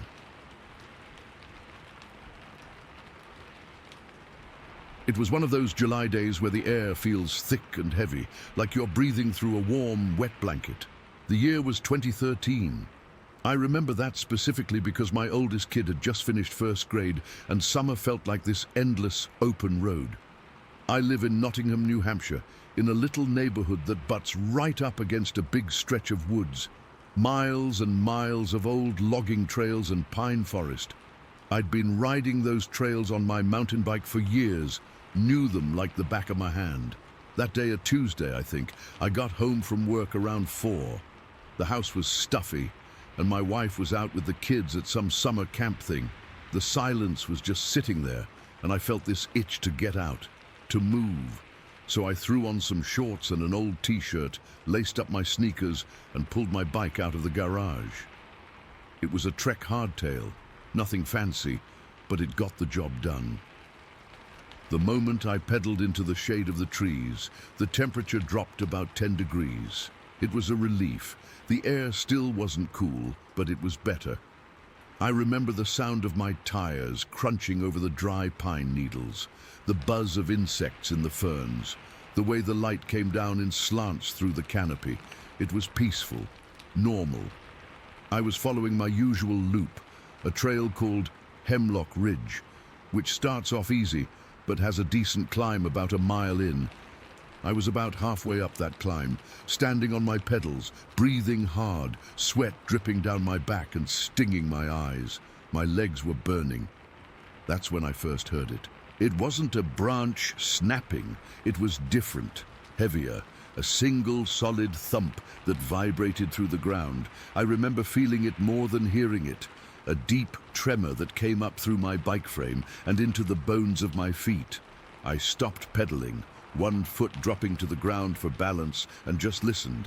My heart, which had been pounding from the exertion, suddenly felt like it was hammering for a different reason. The woods had gone quiet. The insects stopped buzzing.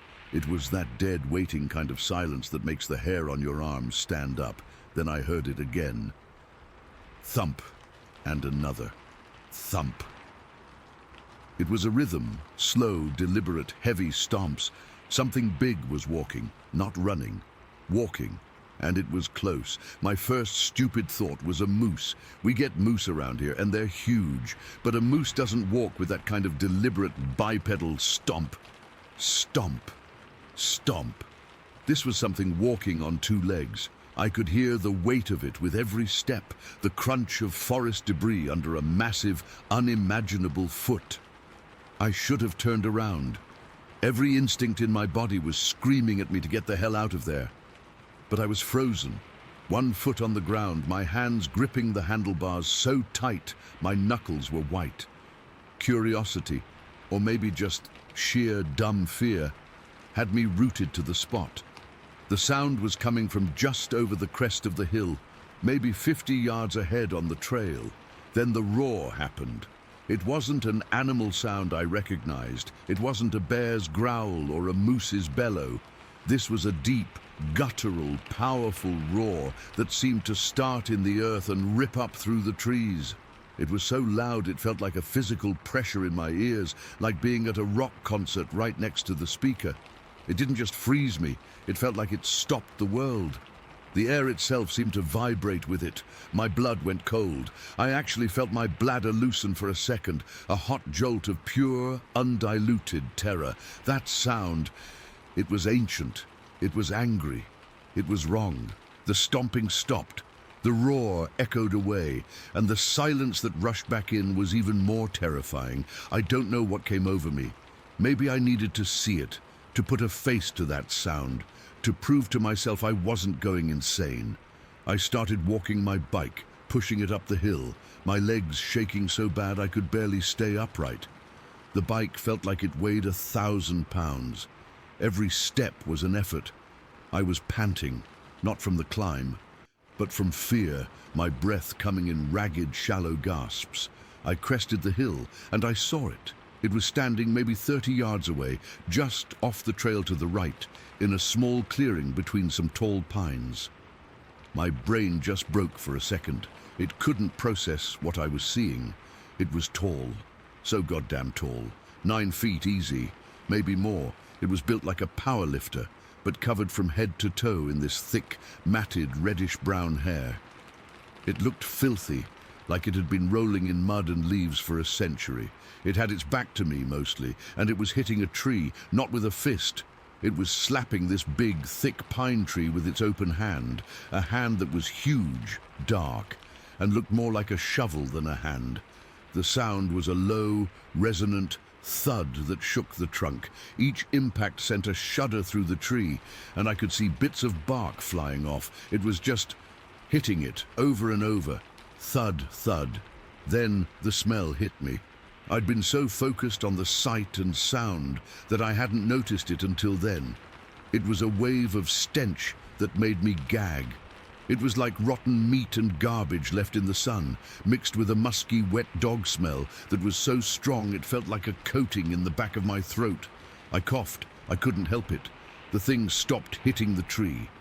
It went perfectly still, and then slowly it started to turn its head over its shoulder.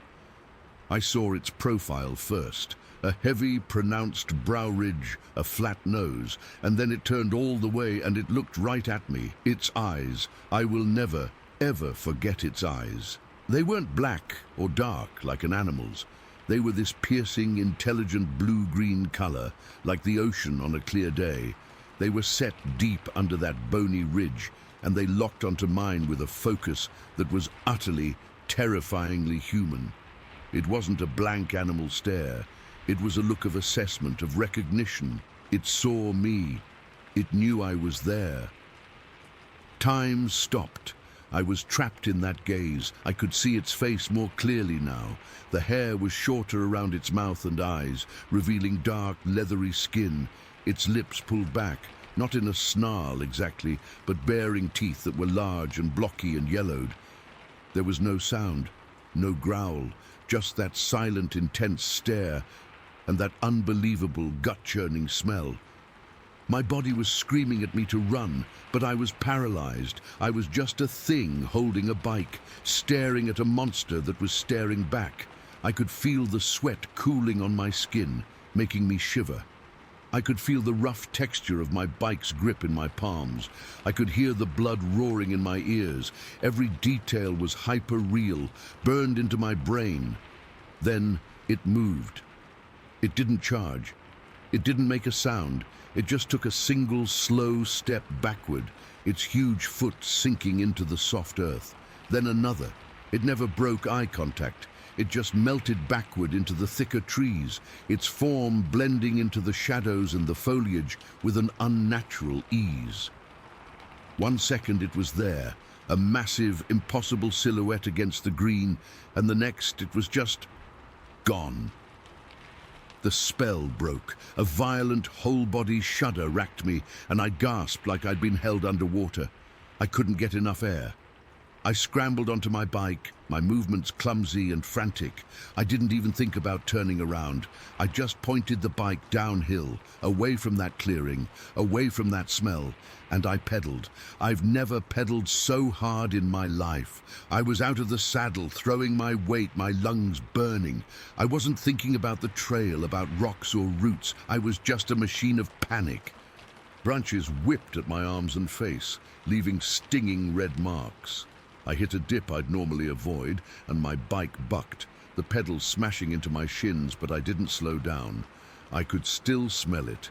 I could still feel those blue-green eyes on the back of my neck. I expected to hear those heavy stomps behind me, chasing me, but there was nothing, just the sound of my own frantic breathing and the whir of my tires. I burst out of the tree line onto the manicured grass of my neighborhood. The bright sunlight was a shock. I skidded to a stop in my own backyard, falling off my bike more than dismounting. I lay on the grass for a second, just heaving, my chest on fire. I was covered in sweat, dirt, and little streaks of blood from the branches. My shins were throbbing. I stumbled into the house, locking the door behind me, and leaned against it, sliding down to the floor. I sat there for a long time, just trying to get my breathing under control. The house was still empty, still silent, but now the silence felt threatening. I kept looking out the window, expecting to see that massive form standing at the edge of the woods, watching my house. When my wife and kids got home, I must have looked like hell. I'd cleaned up, but I was jumpy, pale. She asked me if I was okay. I just said I'd had a rough ride, wiped out a little. What was I supposed to say? Honey, I think I just saw Bigfoot on Hemlock Ridge. She'd have thought I had heat stroke. I never reported it, not to the police, not to any cryptozoology group. Who would believe me, a 9-foot-tall, smelly, red-haired ape man with ocean blue eyes? It sounds insane even to me, and I saw it, but I know what I saw. I still ride those trails. I love the woods too much to give them up, but I never, ever go alone anymore, and I never ride that particular loop on Hemlock Ridge. I stick to the wider, more popular trails. Every time I'm out there, my eyes are constantly scanning the tree line.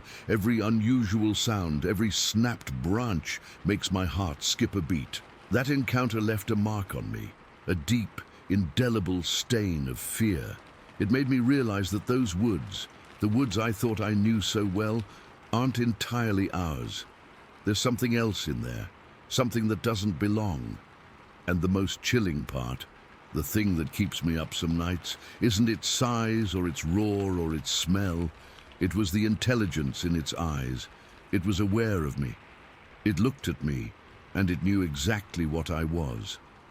And then it just stepped back and vanished, leaving me with a memory I can never explain and a fear I will never shake. Story 10.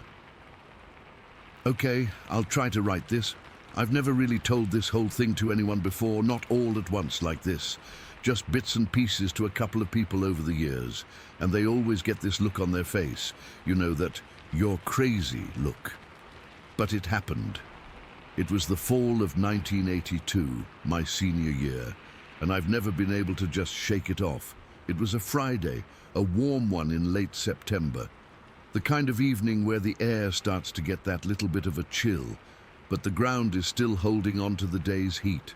I was 17, and my biggest concerns were homework and what I was doing on the weekend. I had this accounting class, of all things, hated it. But there was this kid in the class, a sophomore, quiet. He lived out near Morgan Monroe State Forest, way out on one of those back roads where the houses are few and far between. For a couple of weeks before this, he'd been talking softly, almost to himself, about something getting into their trash cans. Not a raccoon, not a dog. He said it was walking on 2 feet, like a person, but not a person. He said it was big, and it would just stand there sometimes, looking at the house from the tree line. We all just figured he was trying to get attention, or maybe he'd seen a bear. Indiana doesn't have bears, not really. But it was easier to believe that than what he was suggesting. That Friday after school, he came up to me. He looked serious, pale. He said he could prove it. He said he had a coyote call, one of those little wooden things you blow into that makes a dying rabbit sound. He said if we came out that night, we could call it in. He said he had a tree stand, a platform he'd built about 12 feet up in the woods behind his house. He wanted witnesses. I don't know why I said yes. Boredom, maybe, a 17-year-old sense of invincibility. I called my friend. Let's just call him Mike, because that's his name, and I don't care. Mike was always up for anything stupid. I told him we were going to go see if this kid was full of it or not. We decided to go prepared, you know, just in case. Not that we thought we'd need it. It was a game. I took my recurve bow, the one I used for target practice. Mike brought his dad's .22 rifle, a single-shot thing, and I stuck my Bowie knife in my belt. It made me feel like a frontiersman, like we were going on a real adventure. God, we were idiots. We met at the kid's house around 8:30. It was already full dark. The sky was clear, lots of stars, but no moon to speak of. His house was at the dead end of a gravel road, just a little box of a place with a porch light on, and beyond it, nothing but a wall of darkness that was the forest. It felt isolated in a way that's hard to describe. It wasn't just quiet. It was a heavy quiet, like the woods were absorbing sound. The kid came out. He looked even more nervous than he had at school.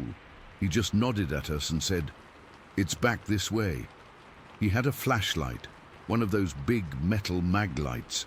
I had a smaller one. Mike had the rifle slung over his shoulder. We followed him away from the yellow glow of the house, across his backyard, which was just a patch of weeds. And then we were at the edge of the trees.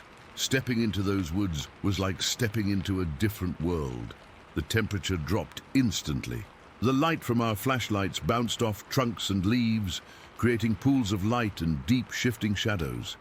Everything else was black. The kid led the way on a path that was barely there, just a slight parting in the undergrowth. We walked for what felt like a long time, but he later said it was only a quarter mile. In that darkness, with every twig snap making you jump, a quarter mile feels like a marathon. Finally, we saw it. His tree platform. It was just a bunch of scrap wood nailed between 2 decent-sized trees, about 12 feet off the ground, like he'd said. There was a rope ladder dangling down. It didn't look all that sturdy. We climbed up one after the other. It was a tight squeeze for 3 of us. The platform creaked and shifted under our weight. We sat down, our backs against the trunks, trying to get comfortable. I had my bow across my lap. Mike had the rifle. The kid, he pulled out the coyote call. It was just a little wooden cylinder. He put it to his lips and blew. The sound it made was awful, a high-pitched, wavering shriek that sounded like an animal in pure agony. It cut through the silence like a physical thing. It was so loud and so wrong for that quiet forest. He did it a few times, then stopped. We sat there listening. For the first 20-30 minutes, nothing. Just the normal sounds of the woods. Crickets, the occasional rustle of leaves that was probably just a mouse or a squirrel. We started to get bored. Mike whispered a joke. I was starting to think we'd wasted our Friday night. The kid just stared out into the blackness, not saying a word. He blew the call again, that terrible screaming sound, and then the crickets stopped. It didn't register at first. It was just the absence of sound. The woods went dead quiet, not a peep. It was like someone had thrown a switch. My skin started to crawl. That's not a figure of speech. I felt the hairs on my arms and the back of my neck stand up. I tightened my grip on my bow. That's when we heard the footsteps. They were heavy, not like a deer, light and quick. These were slow, deliberate thuds. Each one was a solid impact on the forest floor. Crunch, a pause, crunch, another pause. They were circling us, not close but not far away either, just moving in a wide circle around our tree. We couldn't see anything. Our flashlight beams were weak against that kind of darkness. They'd hit a tree 20 yards away and then just get swallowed up. Then we heard the breathing, or not breathing exactly. It was a low, deep grunting sound. It didn't come from its throat. It sounded like it came from its chest, a deep, resonant huff, huff that vibrated in the air around us. It was the most primitive, menacing sound I've ever heard. It wasn't an animal sound I recognized. It wasn't a bear. It wasn't a boar. It was something else. Mike had the rifle up now, but he was just holding it. His hands were shaking so bad. The kid was frozen, his eyes wide, just staring in the direction of the footsteps. I remember my own heart hammering against my ribs so hard I thought it was going to break a bone. I was gripping my bow so tight my knuckles were white. The footsteps kept circling. The grunting kept going. It felt like it was playing with us, taunting us. We were trapped up in this stupid, flimsy tree stand. And this thing was down there, just letting us know it was there. "Shine the light," Mike whispered, his voice cracking. "Maybe we can see it." The kid fumbled with the big mag light. He clicked it on and swept the beam out into the woods. And this is the part that still, to this day, makes my blood run cold. The footsteps stopped. Instantly. The maglite beam cut a white path through the trees. We saw nothing, just trees, leaves, shadows, but we could feel it. It was right there, just outside the edge of the light. The kid moved the beam to the left. Nothing. To the right. Nothing. He swept it in a slow arc. The forest was empty, but it wasn't. We knew it wasn't.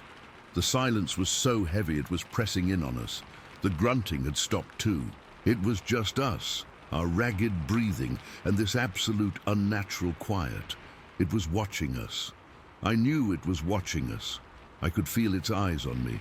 It was staying just beyond the beam, moving when we moved the light, always keeping itself in the dark. It was smart.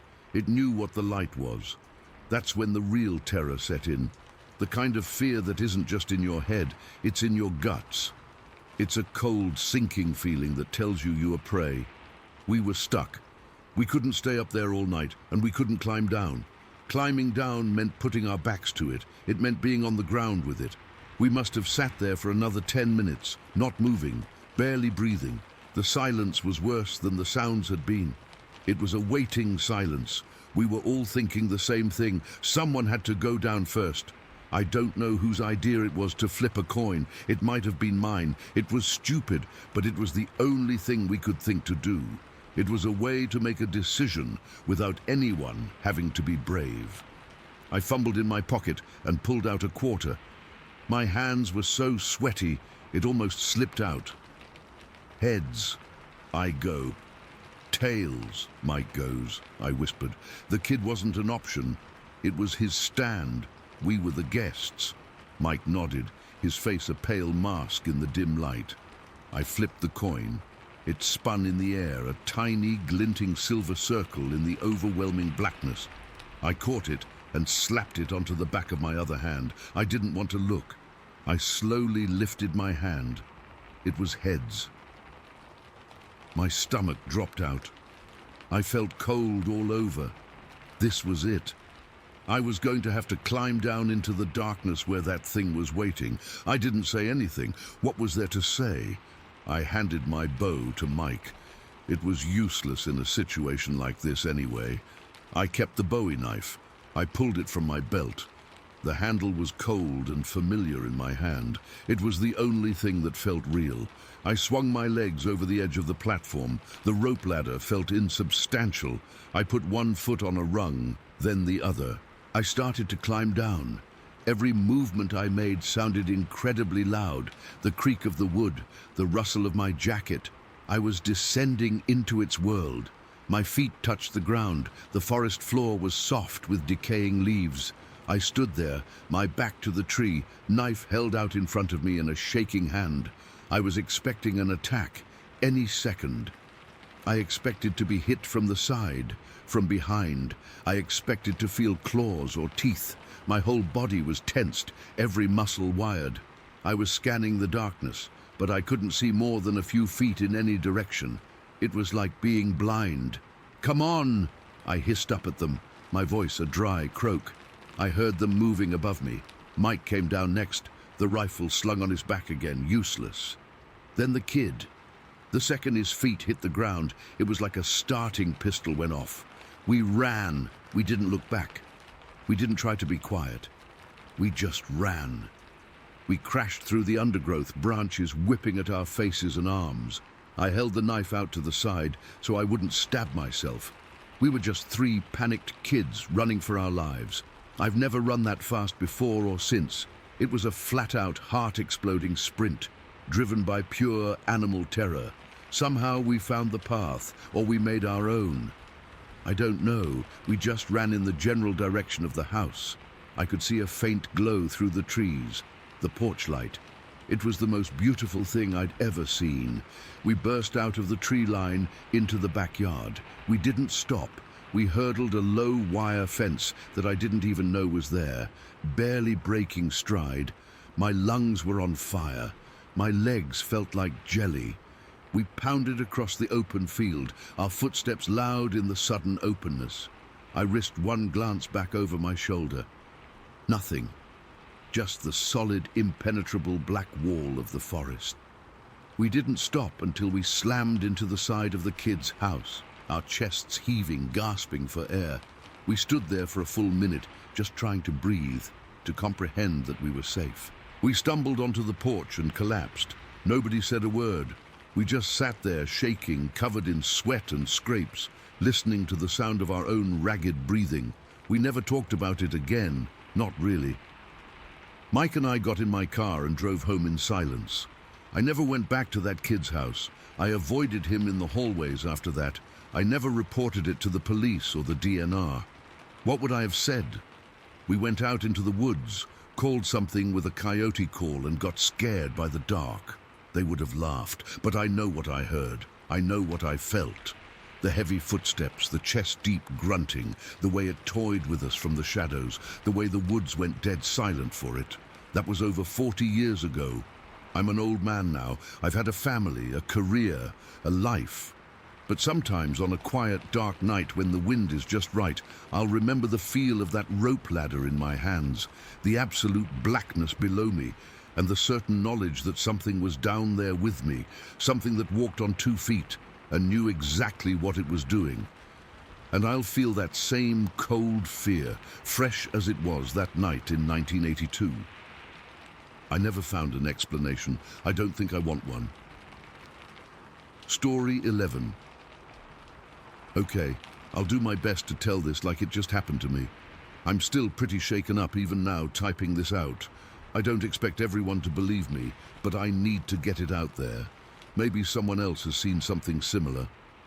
I was a fire lookout in Glacier National Park, stationed at the Numa Ridge Lookout Tower. It was the summer of last year. The job was mostly solitude, which I usually liked. Just me, a small wooden cabin on stilts, and a whole lot of mountains and trees. The day it happened started out completely normal. I woke up with the sun, made my coffee on the propane stove, and started my morning scan of the valleys with my binoculars. The air was clear, no smoke, just the deep green of the trees and the sharp grey of the peaks.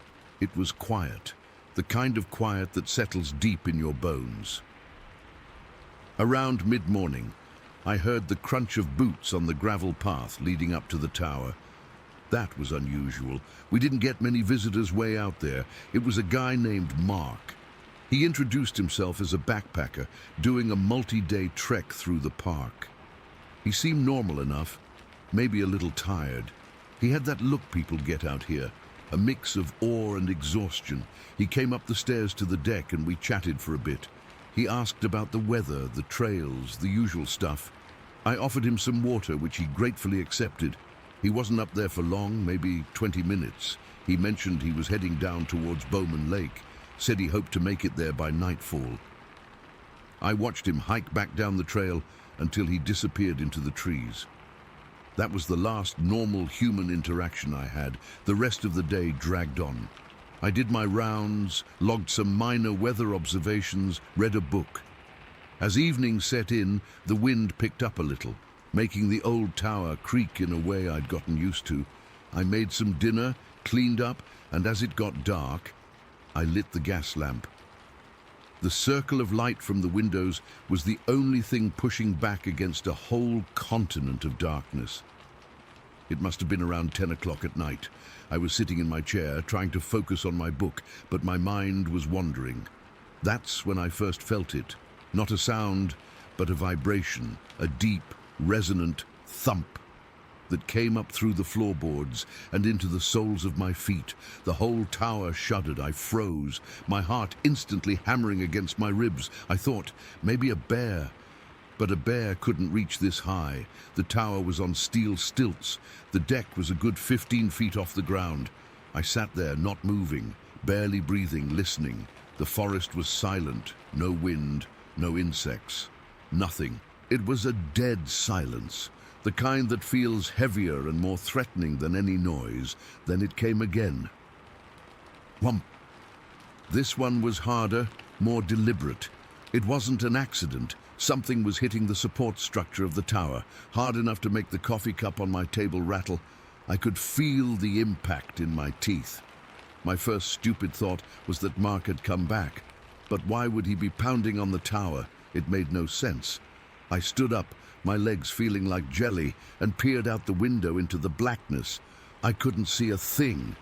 The moon was behind clouds, and my little pool of lamplight just made the darkness outside seem thicker, more solid. Then the sound started. It was like a voice, but not any voice I'd ever heard. It was low, guttural, a wet kind of rumbling that seemed to come from everywhere at once. At first, it was just nonsense sounds, like someone trying to speak a language made of rocks and gravel. But then I started to pick out English words. They were slurred and distorted, buried in that horrible foreign-sounding speech. I heard come and out, and something that sounded like see. My blood went cold.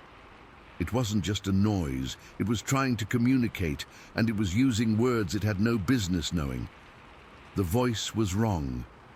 It was too deep, with a resonance that felt like it was vibrating in my chest cavity. It wasn't human. I knew that with a certainty that felt like a physical blow. I backed away from the window, pressing myself against the far wall. My hands were shaking so bad I had to clench them into fists. The voice kept going, that mix of alien language and broken English, and then it changed.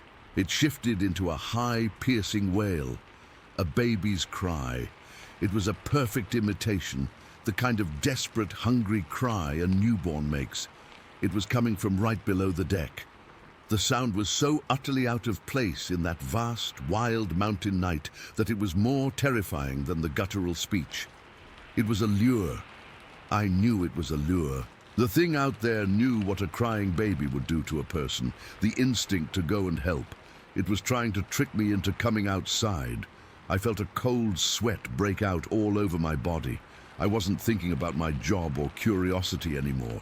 This was pure animal fear. I was prey, and something intelligent and predatory was toying with me. I slid down the wall into a crouch, wrapping my arms around my knees, trying to make myself small. The crying went on for what felt like an hour, rising and falling in pitch, sometimes sounding closer, sometimes farther away. It was agonizing. Then it stopped. The silence rushed back in, somehow even more menacing than before. I stayed crouched, my ears straining. I heard a soft scraping sound on the deck outside. Something was up here with me. Slowly, So slowly my joints ached. I raised my head to look towards the main window, the one that faced the catwalk around the deck, and I saw them. 2 faces, pressed against the glass. I think I stopped breathing. They were hairy, covered in a wiry, dark, brownish-black fur. Their faces were pushed flat against the pane, distorting their features, but I could see them clearly in the lamplight. They had prominent brow ridges, and their noses were flat and wide, but it was the eyes that I will never, ever forget. They were large and completely black. Not just the iris, the whole eye was a shiny, liquid black, like obsidian, and they were glowing with a faint reddish light from within, like the embers of a dying fire. They were looking right at me, and the intelligence in those eyes was staggering. It wasn't the blank stare of an animal. It was a calculating, malevolent intelligence. They knew I was in here, they knew I was terrified, and they meant me harm. I could feel the malice radiating off them, a cold pressure in the room. One of them opened its mouth slightly, and I saw thick, yellowish teeth. I don't know how long we stayed like that, them staring at me frozen in sheer, unadulterated terror. My mind was screaming, a high-pitched internal noise of pure panic. I had to do something. I couldn't just sit there and wait for them to break the glass. My shotgun. I kept a pump-action shotgun in the corner for bears. It was the only thing I had. My movements were clumsy, fueled by adrenaline and fear. I crab-walked sideways, my eyes locked on the window, never looking away from those 2 horrible faces. I fumbled for the gun, my slick fingers barely finding purchase on the cool metal. I racked it. The sound was incredibly loud in the small, tense space. Chunk! The effect was instantaneous. The 2 faces vanished from the window. There was no cry, no roar, no sound of protest. 1 second they were there, the next they were gone. But I heard it. I heard a low, urgent grunt from outside, and then the sound of something very large and very heavy moving away from the tower at an unbelievable speed. I could hear branches snapping and undergrowth being crushed, the sounds receding down the mountain slope with shocking speed. They knew what a shotgun was. They recognized the sound of a shell being chambered. That thought was almost as frightening as seeing them. Whatever they were, they had encountered people before. They understood our weapons. I didn't sleep that night. I sat in the middle of the floor, my back against the central support post, the shotgun across my lap, pointed at the door. I listened to every creak and groan of the tower, my heart leaping into my throat each time. The forest sound slowly returned, the wind, an owl, but I couldn't relax. The memory of those glowing black eyes was burned onto the back of my eyelids. When the first hint of grey dawn light finally seeped into the sky, it felt like a reprieve. I waited until the sun was fully up, until I could see clearly across the meadow below. Everything looked normal, peaceful. It was hard to believe the horror of the night had been real, but I had to go outside. I had to see. I unlocked the door, my hand still trembling, and slowly pushed it open. The morning air was crisp and clean. I stepped out onto the deck, the shotgun held tight, and I saw it immediately. Leaned up against the railing, right below the window where they had been watching me, was a log. It was thick, maybe 8 feet long, and it was heavy. I tried to move it and could barely budge it. It hadn't been there the day before.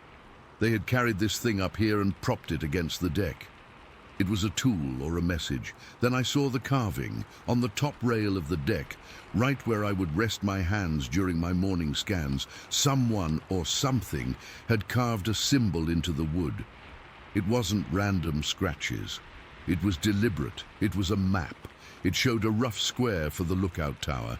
Then a line led from the tower down to a small oval-shaped clearing in the trees, a meadow I knew well, about a half-mile down the slope, and in the middle of that meadow they had carved a symbol. It was a crude, human-like skull. My stomach turned to ice. It was a map. It was showing me where to go. And the skull, It was a threat or a warning, or maybe it was showing me a burial site. The thought made me physically ill. Were they showing me where they buried people, where they wanted to bury me? I couldn't have that thing on my deck. I couldn't have that invitation, that threat, staring at me every day. I ran back inside, grabbed my largest knife and came back out. I started hacking at the wood, scratching at the carving, gouging it out until it was an unrecognizable mess of splinters and gashes. I didn't care about damaging the rail. I just needed it gone. I went back inside, packed my essential gear into my backpack as fast as I could. I didn't care about the rest. I got on the radio, my voice cracking as I told the ranger station I was having a family emergency and had to leave immediately. I didn't wait for a response. I just slung the pack and the shotgun over my shoulder and practically ran down the stairs. I didn't look back. I hiked the 8 miles out to the trailhead as if the devil himself was on my heels. I got in my truck and I drove. I didn't stop until I was over the state line. I called my supervisor from a payphone and quit. I gave no explanation. I just said I wasn't coming back. I never did go back. I sold most of my camping gear and moved to a city. I can't be in the woods anymore. I can't handle that kind of silence. Those things weren't just animals. They were intelligent. They could mimic speech. They understood weapons, and they left a goddamn map. They're cunning, and they are dangerous. I don't know what they were, and I don't want to know. All I know is that they were real. They were out there, and they knew I was there. And that map, with its human-like skull in the meadow, I think about that every single day. I can't even... Story 12. I still think about that day all the time, even though it was decades ago, back in 1976. I was just a kid then, living in Levittown, Pennsylvania, and me and my best friend, we were inseparable back then, decided to skip school one day.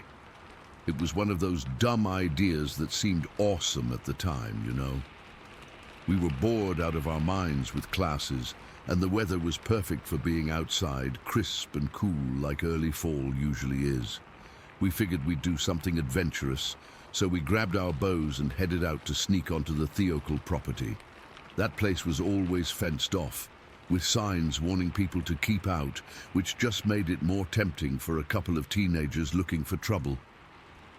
I remember the walk over there, my heart pounding with this mix of excitement and guilt. We'd ditched school before, but never for something like this. My friend was always the bold one, egging me on, saying how we'd bag a few squirrels and feel like real hunters. I had this cheap recurve bow my dad gave me, and my friend had a similar one. Nothing fancy, but we'd practiced enough in our backyards to hit a target most of the time. The Theocal property was this big, overgrown area on the edge of town, surrounded by a chain-link fence that was rusted in spots. We found a spot where the fence was loose, and we squeezed through, tearing our jeans a little on the sharp edges. The air inside felt different, heavier, like we'd stepped into another world. The trees were thick, mostly oaks and pines, and the ground was covered in a carpet of brown leaves that crunched under our sneakers. It was quiet, too quiet, except for the occasional bird chirping or the rustle of some small animal in the underbrush. We moved slowly, trying to be stealthy, our bows held tight in our hands. The sun filtered through the canopy in patches, making everything look dappled and shadowy. I could smell the damp earth and the faint scent of pine sap. My friend pointed ahead to a squirrel darting up a tree, and we both froze, raising our bows. He took the shot first. His arrow whizzed through the air and hit the squirrel, which fell to the ground with a soft thud. We rushed over, feeling proud of ourselves, like we'd accomplished something big. He picked it up and it was still twitching a little, which made my stomach twist, but he just grinned and said, "We'd have a story to tell." That's when I saw it, out of the corner of my eye, movement near a big oak tree about 20 feet away. At first, I thought it was a deer or something, but then I focused and my blood went cold. Standing there was this tall, hairy creature, maybe 7 feet tall, covered in reddish-brown fur that looked matted and dirty. It was just standing there, calm as anything, and it had the squirrel in its hands. I don't even know how it got it so fast, but it was chewing on it in this weird side-to-side motion, like a cow chewing cud. Its face was almost human, but covered in hair, with these large, fleshy lips and a flat nose. The eyes were dark and focused right on us, not angry or wild, just calm. It felt like it was studying us, and I couldn't look away. My friend saw it too, and I heard him gasp. He whispered, "What the hell is that?" But I was too frozen to answer. Then he started getting excited, in a scared kind of way, and he said we should shoot it, that we'd be famous if we brought back proof of Bigfoot or something. He raised his bow, and that's when it happened. I didn't hear anything with my ears, but suddenly this voice was in my head, clear as day, like someone had whispered right into my brain. It said, "If you hurt me, I will kill you both." The words were simple, but the tone was flat and deadly serious. No emotion, just a fact. It wasn't my own thought. It felt alien, invasive.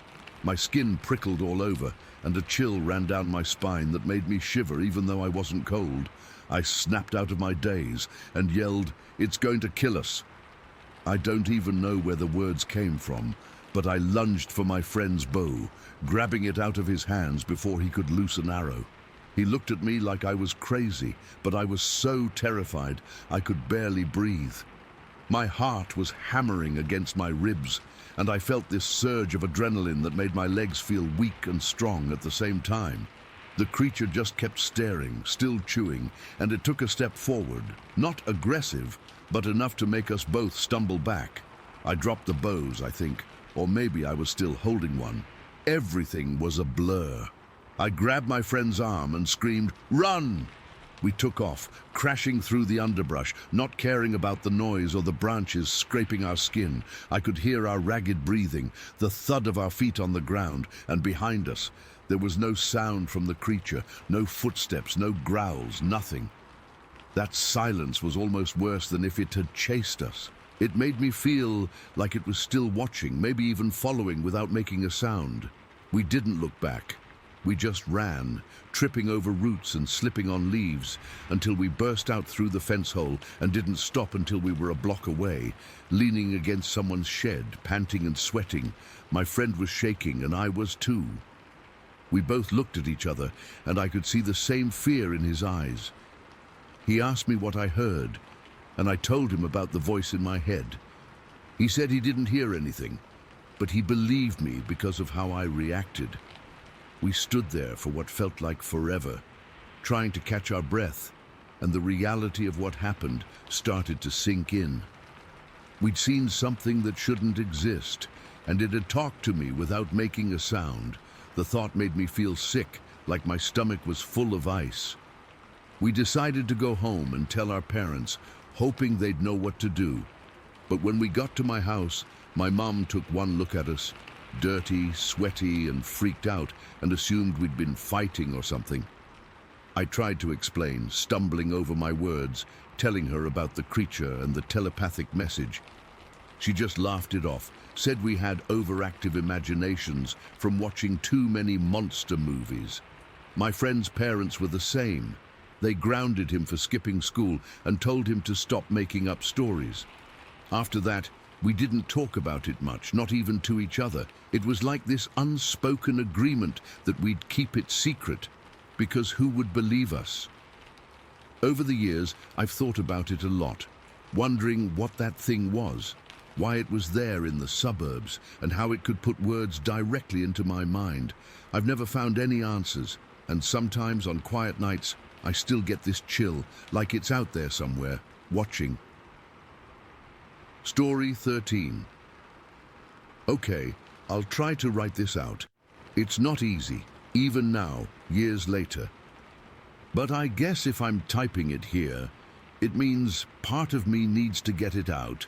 I was a security guard, not for some fancy building in a city, but for a hydroelectric station way up in northern Ontario.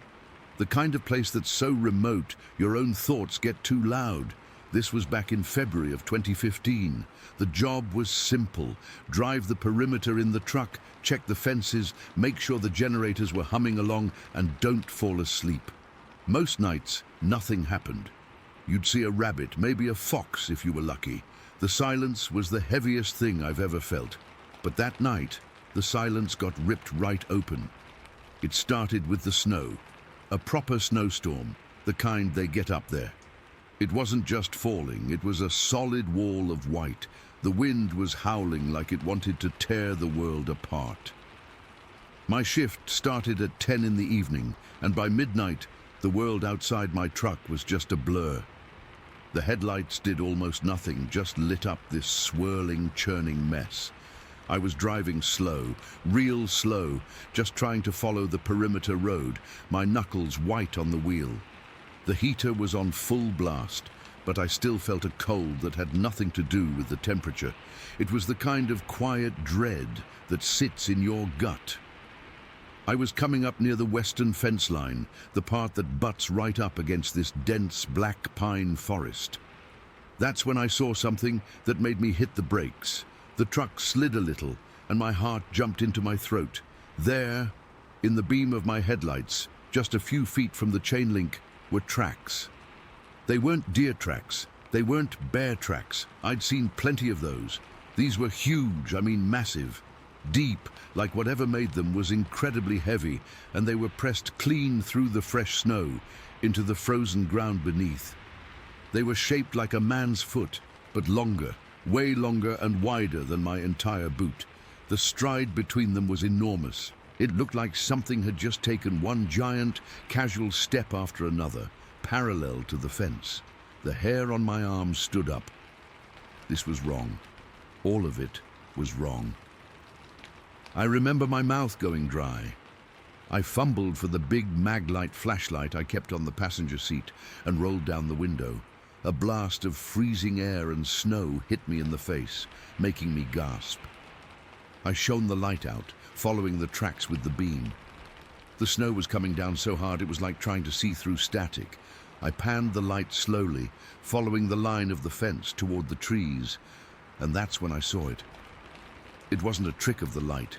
It wasn't a shadow. It was a shape. A massive, dark shape, standing upright between two thick pines, maybe 50 yards away. It was just standing there. Still. My brain short-circuited for a second. It was too big to be a man. Way too big. It had to be over 8 feet tall. Easy. It was covered in what looked like shaggy, dark brown hair, matted with snow. Its head was conical, sort of pointed at the top, and it was just broad, shoulders like a damn grizzly bear. Then I moved the flashlight beam, and the light caught its eyes. They reflected back at me, not like a deer's eyes, which are a bright, harmless green. These were a dull, glowing amber, like old, dirty honey, and they were locked right on me. There was no curiosity in that stare, no animal confusion. It was a flat, intelligent gaze. It was looking at me, at the truck, assessing, calculating. My heart, which had been thumping, just seized up. It felt like a fist had closed around it. I couldn't breathe. I couldn't move. I was just frozen, holding that flashlight, staring into those amber eyes in the middle of a howling snowstorm, in the middle of absolute nowhere. I don't know how long we stayed like that. It felt like an hour, but it was probably only a few seconds. Then it moved. It didn't startle or run. It just took a step forward. Then another. It was coming toward the fence, toward me. It moved with this unnatural, powerful grace. It wasn't loping or clumsy. It was purposeful, direct. Panic finally broke through the ice in my veins. I dropped the flashlight on the passenger seat with a clatter, my hands shaking so bad I could barely grip the wheel. I threw the truck into reverse, my foot slamming on the gas. The engine roared, and the tires spun for a second in the snow before catching. I was looking over my shoulder, trying to steer backward down the narrow road, when I saw it reach the fence. It didn't climb it. It didn't even slow down. It just put one of those huge tree trunk-like arms out and shoved. The chain link fence, the 8-foot-tall metal industrial fence, just bowed inward with a shrieking, metallic groan. The posts on either side leaned at a crazy angle. It was like the fence was made of string. Then it was through the gap and coming for the truck. I was still reversing, but I was going too fast for the conditions, and the road was slick. I had to swing the wheel to straighten out, and for a second, I was facing forward again. That's when I saw it, right in front of the hood. It was covering the ground in these huge bounding strides. It was fast, unbelievably fast. I stomped on the brake, but it was too late, or maybe it was exactly what it wanted. It slammed into the front of my truck. The sound was horrible, a deafening, crushing bang of metal. The whole truck jolted violently, throwing me forward. The seatbelt dug hard into my shoulder and chest, knocking the wind out of me. My head whipped forward and smacked the steering wheel. Stars exploded in my vision. When my eyes could focus again, I saw its hands. They were massive, like catcher's mitts, but with long, thick fingers, splayed out on the hood. The hood was buckled inward, crumpled like a beer can. The windshield, right in front of me, had a spiderweb of cracks exploding out from where its head must have hit. I could hear the engine hissing, steam or smoke starting to pour out from under the ruined hood, and then it leaned in. Its face was right there, on the other side of the glass. The hair around its mouth and snout was dark and wet. Its nose was broad and flat, but it was the eyes I couldn't escape. Those same amber eyes, now just inches from mine. They held me. There was nothing human in them, but there was a fierce, ancient intelligence. It knew what I was. It knew I was terrified. It was studying me. I could hear it breathing, a heavy, wet, rhythmic sound like a bellows. Huh, huh. And with each breath, a smell seeped into the cab through the vents and the cracked glass. It was a smell I will never, ever forget. It was thick, a mix of old rot like a bog and wet fur and something else, something musky and wild like a predator's den. It was the smell of something that lived deep in the woods, something that didn't belong in my world. It made my stomach turn. It just stared, its breath fogging the cracked glass, those eyes burning into mine. My own heart was hammering against my ribs, a frantic, painful drumbeat. I thought it was going to burst. I was sure I was going to die right there in that broken truck with this thing looking at me. This was the terror moment. It wasn't the charge or the impact. It was this silent, staring contest with a raw power I couldn't comprehend. The sheer, unnatural strength it had just demonstrated, and now this calm, focused intensity. It was letting me know how completely helpless I was. Then its lips pulled back. Not a snarl exactly. It was more like a grimace, revealing teeth that were thick and yellowed. A low sound rumbled from its chest, so deep I felt it more than heard it. A vibration through the metal of the truck.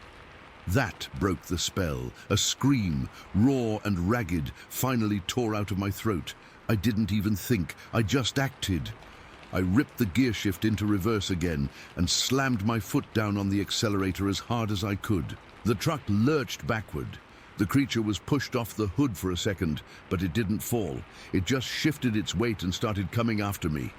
I was reversing blindly, staring through the cracked windshield, watching it run. It kept pace with the truck easily, its long legs eating up the ground. It swung one of those massive arms and slammed a fist into the front fender. Another loud bang, and the metal crumpled inward. It was like the truck was made of tin foil. I kept my foot jammed on the gas, swerving backward, trying to put distance between us. I could see it in the headlights, this gigantic, hairy monstrosity running after me, its eyes still glowing. Then, just as suddenly as it had appeared, it veered off. In 2 strides, it was at the tree line. It didn't slow down. It just melted into the blackness between the pines and was gone.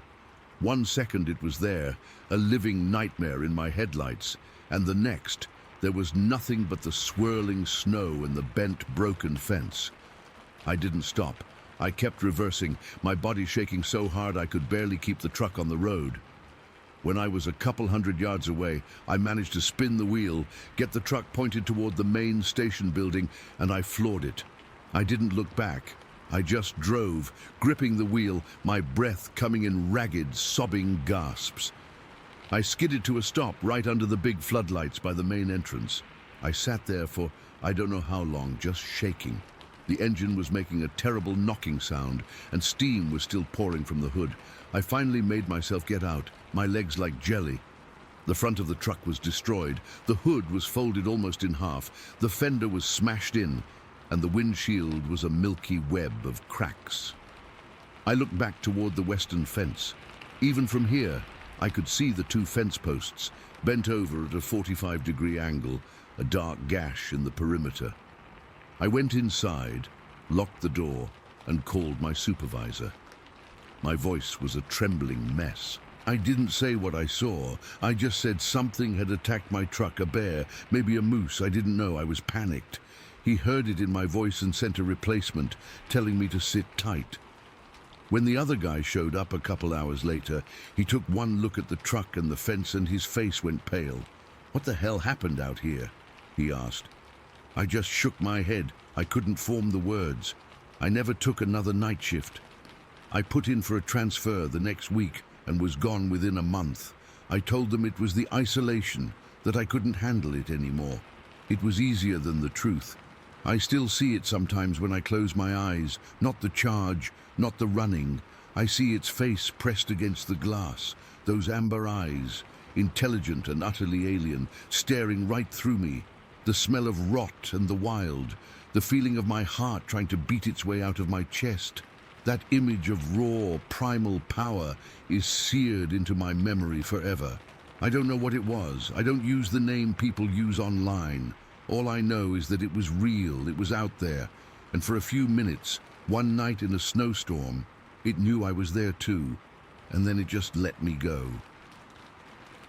Story 14. I was 13, maybe 14 years old. It was the spring. I think it was either 1978 or 79. I'm bad with dates, always have been. I was staying with my grandparents at their place near Athens, Alabama, in Limestone County. Their property backed up on Elk Creek, and beyond that was just a whole lot of nothing. Woods, swamp, a big pasture that usually had a few cows in it. It was the kind of place a kid could get lost in for hours, and I loved it. That particular day it was warm, but not hot. The air was thick, the way it gets down there before a summer storm, but the sky was clear. I remember the smell of the water and the wet earth, and the sound of insects buzzing everywhere. I'd spent the morning doing nothing, just kicking around the yard, and after lunch I decided to go fishing. The boathouse was this old, weathered wooden structure on the creek, and there was a long pier that stretched out from it. It was my favorite spot in the whole world. The water was dark and slow-moving there, and you could see fish sometimes, little flashes of silver just under the surface. I grabbed my fishing pole and a bucket for whatever I might catch, though I wasn't really expecting to catch much. I was just going through the motions, enjoying the quiet. I was sitting at the end of the pier, my legs dangling over the edge, just watching my bobber float there. It wasn't doing anything. I remember feeling a little bored, my mind wandering to comic books and what I might talk my grandma into making for dinner. I looked across the creek, over to the swampy area on the other side. It was a tangle of cypress trees and thick green brush, the kind of place that just swallows light. The pasture was off to the left of it. That's when I saw it. At first I thought it was a trick of the light, or maybe a big shadow from one of the trees. But then it moved. It came out of the swamp, right from the edge where the trees got really thick. It was tall, so unbelievably tall. I remember my brain just stuttering, trying to make sense of the shape. It was dark, like wet bark or dark mud, and it was just standing there at the water's edge. Then it stepped into the creek. It waded in until the water was about up to its knees. It must have been deep over there because this thing was huge. I'm not good at estimating height, but I remember thinking it had to be at least 9 feet tall. It was massive through the chest and shoulders, but it moved with this weird, fluid grace. It didn't splash or stumble. It was just there. My whole body went cold. It was like someone had poured ice water down my back. I couldn't move. I couldn't even breathe. I just sat there, frozen, my fishing rod forgotten in my hand. It stood in the water for a second, and then it did the strangest thing. It swung its left arm, this long, powerful-looking arm, down into the water in a big, sweeping arc. It wasn't a frantic movement. It was slow, deliberate, like it was swiping its hand through the water. It did it once, paused for a second, and then did it again. Swish, swish, just like that. I remember thinking, is it fishing? Is it trying to catch fish with its hand? And then it turned its head and looked right at me. I'll never forget that feeling. It was like every hair on my body stood up at once. My heart was hammering in my chest so hard I could feel it in my throat. Its face. It wasn't like a man's face. It was broad and flat, and I couldn't really make out features from that distance, maybe 70 or 80 yards, but I got the impression of a heavy brow. There was no expression, but I felt its attention on me like a physical weight. It just stared, and I stared back, completely paralyzed. We stayed like that for what felt like an hour, but was probably only a few seconds. Then it turned its head back, looked at the water for a moment, and then turned and walked back into the swamp. It didn't run. It just took long, easy strides and disappeared into the shadows between the trees. It was gone. I let out a breath I didn't know I was holding. My hands were shaking. I remember looking down at them, at the white knuckles gripping my fishing rod, and I couldn't get them to stop. I should have run. I should have sprinted back to the house, yelling for my grandparents. But I didn't. I just sat there, my eyes glued to the spot where it had vanished. The swamp looked normal again, just trees and shadows. It was so quiet. The insects had even stopped buzzing. My mind was racing, trying to process what I'd just seen. A bear? No, bears don't walk on 2 legs like that, and they aren't that tall. A person in a costume, out here, that was insane. There was no reason for it. I kept telling myself it had to be something else, anything else, but I knew, deep down, that I had just seen something that wasn't supposed to be real. And then it came back. My blood went cold all over again. It emerged from the exact same spot, just stepping out of the tree line, as calmly as you please. It walked back into the creek, the water coming up to its knees again. It did the exact same thing. It swung its left arm through the water twice in that same slow, sweeping motion. Swish, swish.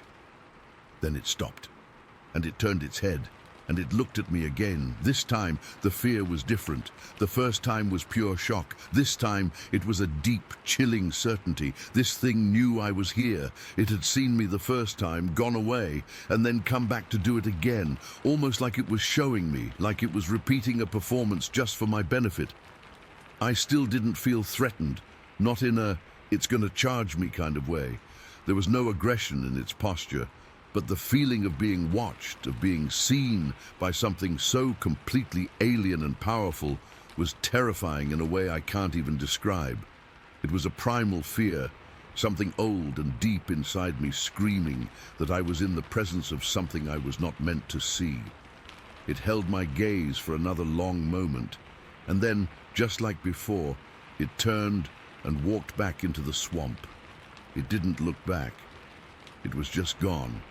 This time I moved. I scrambled to my feet so fast I almost fell off the pier. I fumbled with my fishing rod, my hands still trembling violently. I didn't even reel in my line. I just dropped the rod on the pier and started running. I ran up the path from the boathouse, my lungs burning, not daring to look back. I burst into the house through the back screen door, which slammed shut behind me. My grandma was in the kitchen. "You're back early," she said, not turning around from the sink. "Catch anything?" I just stood there, breathing hard, trying to get my voice to work. "No," I finally managed to choke out. It came out as a squeak, She turned and looked at me, and her expression changed. "Boy, you're white as a sheet. You feeling all right?" "I'm fine," I said, too quickly. "Just thought I saw a snake." It was the first lie that came to mind. She clucked her tongue. "Well, stay out of the tall grass. Go wash up." I didn't tell her. I didn't tell my grandpa when he came in from the barn later. I didn't tell anyone. What would I have said? I saw a giant, hairy man fishing with his hands in the creek. They'd have thought I had sunstroke. But the rest of the day was hell. Every sound from outside made me jump. I kept peering out the windows, half expecting to see it standing at the edge of the tree line, looking back at me. And then night came. That was the worst part. My grandparents' house was old. The only bathroom was in the basement. To get to it, you had to go out the back door, down a set of concrete steps, and into a separate door. It was only about 20 feet from the house, but that night it felt like a mile. I had to pee before bed. I remember standing at the back door, my hand on the knob, just staring out into the dark. The yard was pitch black. The woods were a solid wall of deeper black. The boathouse and the pier were out there somewhere, and so was the swamp. My heart was pounding again. I could hear every little night sound, crickets, frogs, the rustle of leaves in the wind. Every one of them sounded like a footstep. I must have stood there for 10 minutes, just working up the courage to open the door. Finally, I took a deep breath, yanked the door open, and ran. I didn't walk. I ran full tilt down those steps, fumbled with the basement doorknob, got inside, did my business in record time, and then ran back out and up the stairs so fast I almost tripped. I slammed the back door shut and locked it, leaning against it, my chest heaving. I did that every single night for the rest of my visit. That fear, that specific dread of the trip to the bathroom, is one of the strongest memories I have from that whole summer. There are two other things that have always stuck with me. Little details that made the whole thing even weirder. First, the cows. That pasture usually had a handful of my grandpa's cows in it. They were always there, grazing or lying around. But that day, the pasture was empty. I didn't think about it at the time, but later I remembered. They were gone. Had they sensed something? Had they been scared off?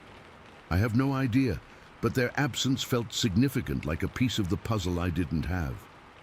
Second, the binoculars. On a shelf inside the boathouse, right next to the door, was an old pair of my grandpa's binoculars. I saw them every time I went fishing. When the creature first appeared, a part of my brain screamed at me to grab them, to get a closer look, to confirm what I was seeing. But I didn't. I was so frozen, so gripped by this cold, sheer terror, that the thought of moving to pick them up was impossible. I've kicked myself for that for years. If I had just used those binoculars, maybe I'd know for sure what I saw. Maybe I'd have seen a face. But I didn't, and in a way, I think that not knowing, that lingering doubt and mystery, is what has kept the memory so sharp and so terrifying for all these decades. The image of that thing standing knee-deep in the dark water, swinging its arm through the current and then fixing its gaze on me, is burned into my mind. It never made a sound. It never showed any anger. It was just there. A giant, silent presence from a world I didn't understand, letting me see it for just a few moments before it melted back into the shadows. Years later, when I was grown with kids of my own, I went back. The old cabin was still there, though my grandparents were long gone. I walked down to the pier. It was a little more rickety, but it was the same. I stood at the end of it and looked across the creek. The swamp looked exactly the same. The trees were a little bigger, maybe, but the feeling was identical, that deep, quiet, almost menacing stillness. I stood there for a long time, just watching. The spring air felt the same on my skin. The water smelled the same, and for a moment, I was 13 years old again, holding a fishing rod I'd forgotten how to use, my heart frozen in my chest. I didn't see anything. Nothing moved in the shadows, but I knew, with a certainty that chilled me to the bone even as an adult, that it was still in there. Somewhere in that tangled, timeless swamp, it was still there. Watching, waiting. A silent witness to the day it stepped out of the trees and showed itself to a scared kid, forever changing what he knew was possible in the world. And I just stood there, a grown man, feeling just as small and helpless as I did that day. I turned around and walked away, and I never went back. Story 15. Okay, so I've been sitting on this for a while now, and I guess I need to get it out there. I've never really talked about it much except to one guy, but it's been eating at me, and maybe writing it down will help, or maybe not, who knows. But here goes. That day started like any other hunting trip I've taken out near Mercer Lake, south of Fowl. I've been hunting in those woods since I was a kid, and I know the area like the back of my hand. It was early morning, maybe around 6 o'clock, and the sun was just starting to peek through the trees. The air was cool and damp, the kind that makes your breath fog up a little, and everything was quiet except for the occasional rustle of leaves or the distant call of a bird. I remember thinking it was perfect hunting weather, overcast but not raining, with just enough light to see without spooking the game. I'd parked my truck off a dirt road near Highway 71, about a mile from the old train trestle that crosses the Sulphur River. That trestle's been there forever, all rusted and creaky, and it's a good spot because deer often come down to the river to drink. I was tracking a buck I'd seen signs of the day before, broken branches, some fresh droppings, and I was moving slow and quiet, my boots sinking into the soft ground. I had my rifle, a Remington 700 that cost me a pretty penny, slung over my shoulder, and I was feeling pretty focused. You know how it is when you're in the zone. Your senses are sharp, and every little sound matters. The woods there are thick with pine and oak, and the ground is covered in a layer of dead leaves and moss. It smells like earth and decay, but in a good way, like nature doing its thing. I remember stepping over a fallen log and pausing to listen. Everything was still, too still, and that's when I first felt a little twinge of something off. Not fear, just unease. Like the woods were holding their breath. I shook it off, though. Told myself I was just being jumpy. I've spent enough time out here to know that sometimes the silence is normal, especially early in the morning. I kept moving toward the trestle, following the riverbank. The Sulphur River isn't much more than a creek in some spots, but it's wide there, with muddy banks and slow-moving water that looks kind of brownish. I could hear it gurgling softly, and I remember thinking how peaceful it was. I was about 50 yards from the trestle when I saw something move in the trees ahead. At first I thought it was the buck, a flash of brown, so I froze and brought my rifle up, ready to take a shot. But then I realized it was too big, too upright. My heart started thumping harder, and I squinted, trying to make it out. That's when I saw it. Standing among the pines, maybe 30 feet away, was this massive, hairy figure. It was tall, like 7 feet or more, and built like a gorilla, but standing on 2 legs. Its fur was dark, almost black, and matted with leaves and dirt. I could see the muscles in its arms and shoulders, thick and powerful, and its head was huge, with a heavy brow that shadowed its eyes. For a second, I just stood there, my brain trying to process what I was seeing. It wasn't a bear. Bears don't stand like that, and they're not that tall. This thing was bipedal, solid on its feet, and it was just staring at me. The eye contact, that's what got me. Its eyes were dark, deep-set, and they locked onto mine. It wasn't a blank animal stare. It felt intelligent, like it was sizing me up. A cold shiver shot down my spine, and my hands started to tremble. I could feel the sweat breaking out on my forehead, even though the air was cool. My mouth went dry, and I couldn't swallow. All I could think was, this isn't real, this can't be happening. But it was. The creature didn't move, just stood there, and the silence around us felt heavy, oppressive. I could hear my own heartbeat pounding in my ears, loud and fast. I don't know how long we stared at each other, maybe 5 seconds, maybe 10, but it felt like an eternity. My instincts were screaming at me to run, but I was frozen, paralyzed by fear. I'd been charged by a wild boar once, and that was scary, but this was different. This was a primal terror, like something deep in my gut was telling me I was in real danger. The creature took a slow step forward, and that's when I snapped. I didn't think, I just acted. I dropped my rifle, it clattered to the ground, and I didn't even care. All I wanted was to get away. I turned and ran. I've never run so fast in my life. My legs felt like jelly, but I pushed through, crashing through underbrush and stumbling over roots. I didn't look back. I was too scared to. I could hear something moving behind me, heavy footsteps, but I didn't know if it was the creature or just my own panic. Branches scraped my face and arms, and I felt a sharp pain in my ankle as I twisted it on a rock, but I didn't stop. My breath came in ragged gasps, and my chest burned. All I could think was, get to the truck, get to the truck. The woods seemed to stretch on forever. I remember tripping and falling hard, my hands sinking into the mud, but I scrambled back up without a second thought. My mind was a blur of fear. Images of those eyes, that huge shape, kept flashing in my head. I kept expecting to feel a hand grab me from behind or hear a roar, but nothing happened, just the sound of my own frantic escape and the pounding of my heart. When I finally burst out of the trees and saw my truck, I almost cried with relief. I fumbled for the keys, my hands shaking so bad I could barely get the door open. I jumped in, locked the doors, and started the engine, peeling out down the dirt road. I didn't slow down until I was back on Highway 71, and even then, I kept checking the rearview mirror, half expecting to see it following me. I drove straight to the Monster Mart in Fowl.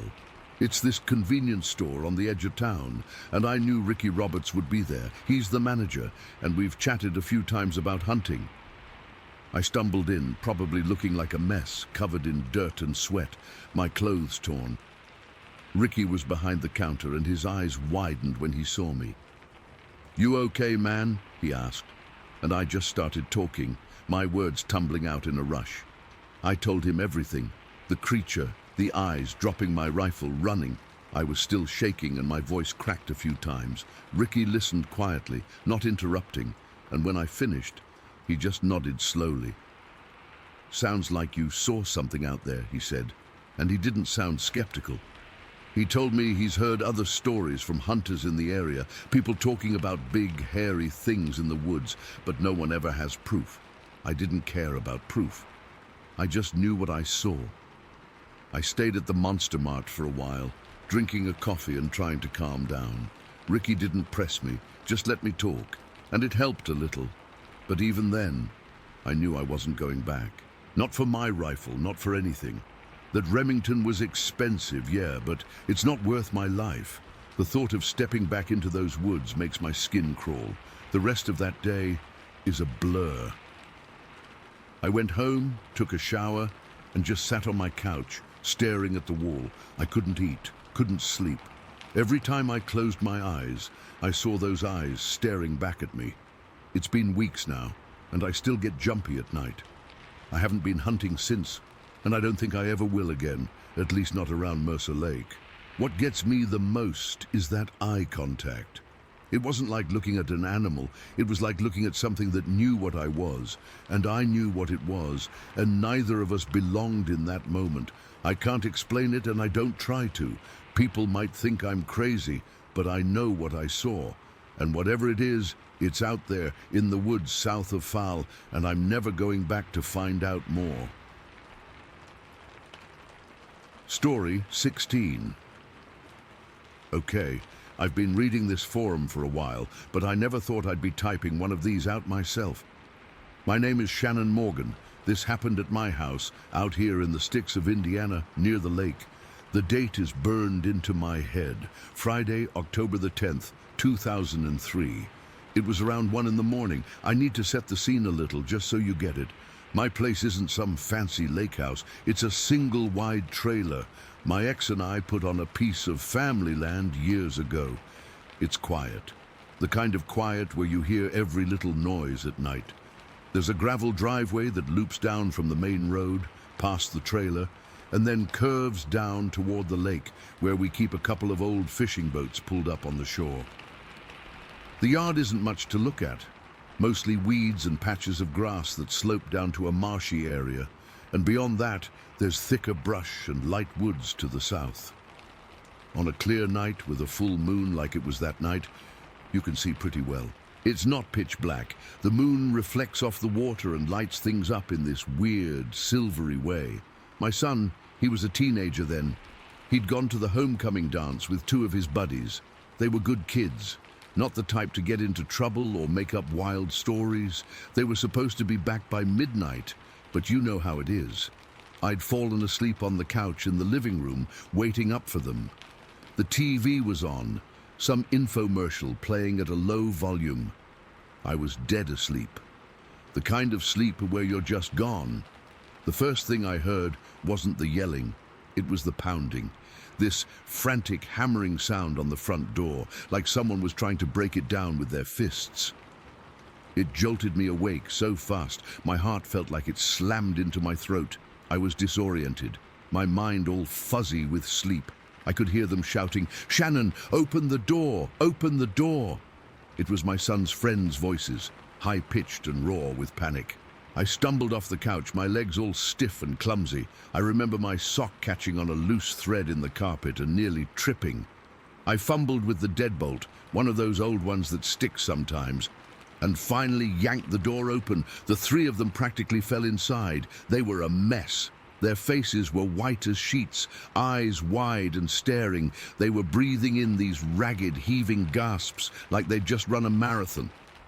One of them, I think it was Jake, immediately slammed the door shut behind him and started fumbling with the lock, his hands shaking so bad he could barely turn the bolt. "What in God's name is going on?"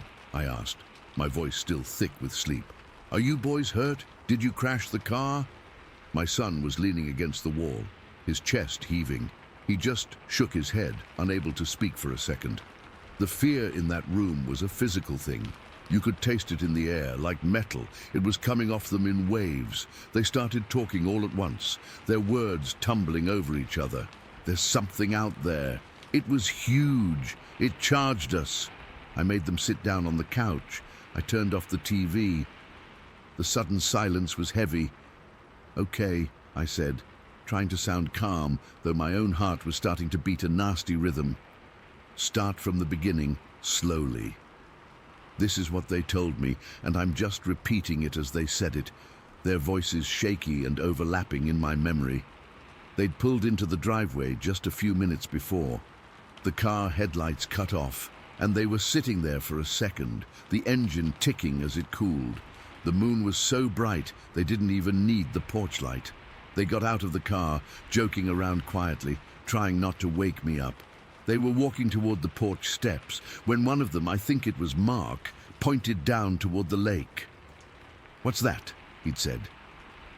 Down by the water's edge, near where the boats were, there was what looked like a dark stump. It was about 150 feet away, maybe a bit more. It was just a dark shape against the shimmer of the moonlight on the water. They said they didn't think much of it at first. There's always junk down by the shore, driftwood, old logs washed up, but then it moved. It didn't shift, it stood up. My son said the hair on his arm stood straight up. This thing uncurled itself to its full height, and it was massive. They all said the same thing. It was tall, really, really tall. They estimated it was over 8 feet. I'm 6 feet tall, and they said it would have towered over me. It was covered in dark hair like a bear, but it stood on 2 legs like a man. The moonlight caught its outline, and they could see it was powerfully built, with broad shoulders. For a second, it just stood there, facing the lake. Then, it started to walk away, along the shoreline. They said they felt a wave of relief. It was leaving. They were frozen on the spot, just watching it go, hoping it would just disappear into the trees. Then it stopped. It turned around, and it looked right at them. My son said he'll never forget that feeling. It was like being pinned. Even from that distance, he felt seen, truly seen. And then it ran. It didn't lope or jog. It charged. It came across the yard, moving faster than anything that big had a right to move. It was heading for the marshy area right beside our trailer, aiming for the tall grass and the light woods south of the porch. The path it was taking would cut them off from the front door. That's when the pure terror hit them. My son didn't even think, he just ran.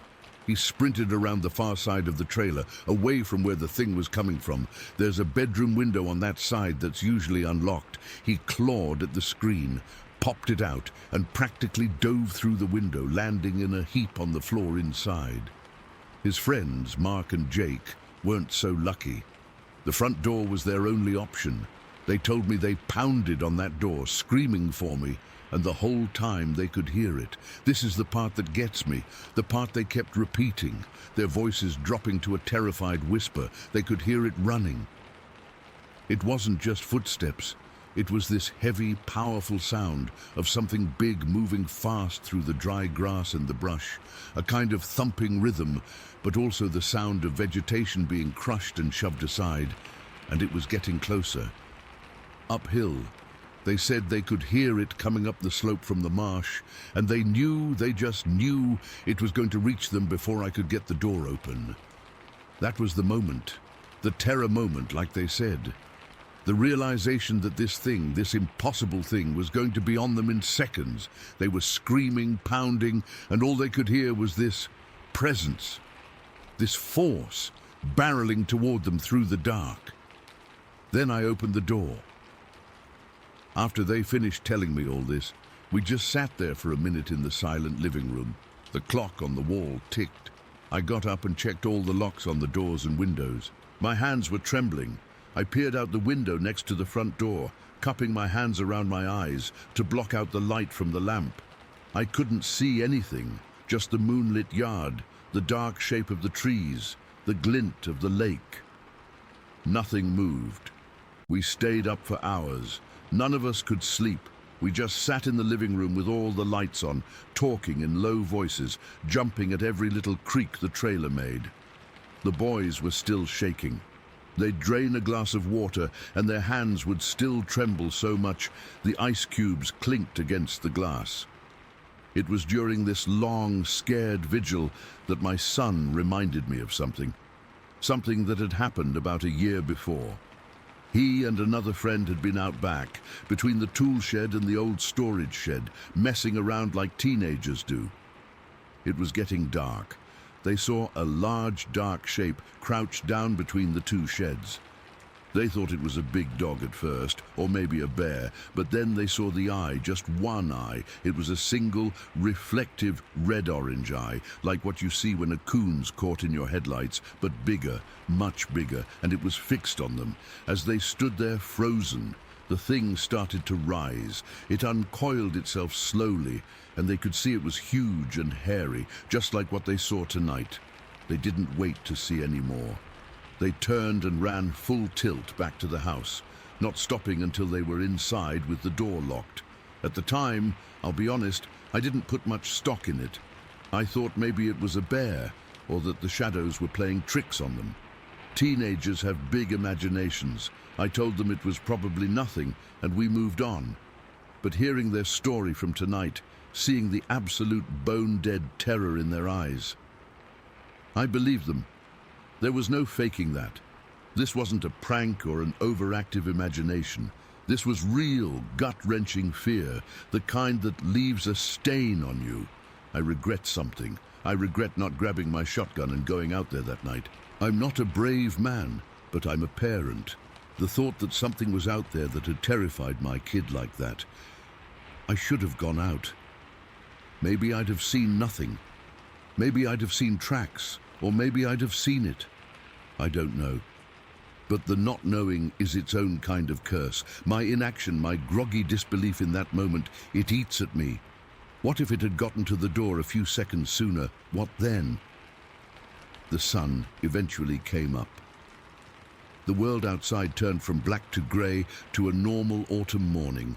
The birds started chirping. It all looked so ordinary. We finally cautiously opened the front door. The air was crisp and clean.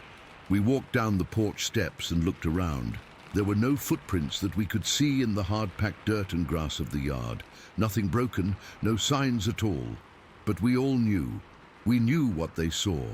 We knew what they heard charging up that hill. And my son, he knew it was the same thing he'd seen a year earlier between those sheds. The thing with one red-orange eye. It's been years now. I still live here. The boys are grown up with families of their own. We don't talk about it much, but sometimes, on a quiet moonlit night like that one, I'll find myself standing at the living room window, looking out toward the lake. I'll watch the spot where they saw it stand up. I'll listen to the sounds of the night, and I'll remember the sound they described, the sound of something big and fast and powerful running through the grass, getting closer, and I'll feel that old, cold fear settle in my stomach all over again. I never saw it myself, but I believe. I absolutely believe, and I still wish to God I'd gone out there with my gun. Story 17. I was around 7 years old, living in a small house in Louisiana, right on the edge of some thick, dense woods that backed up to Beaver Creek.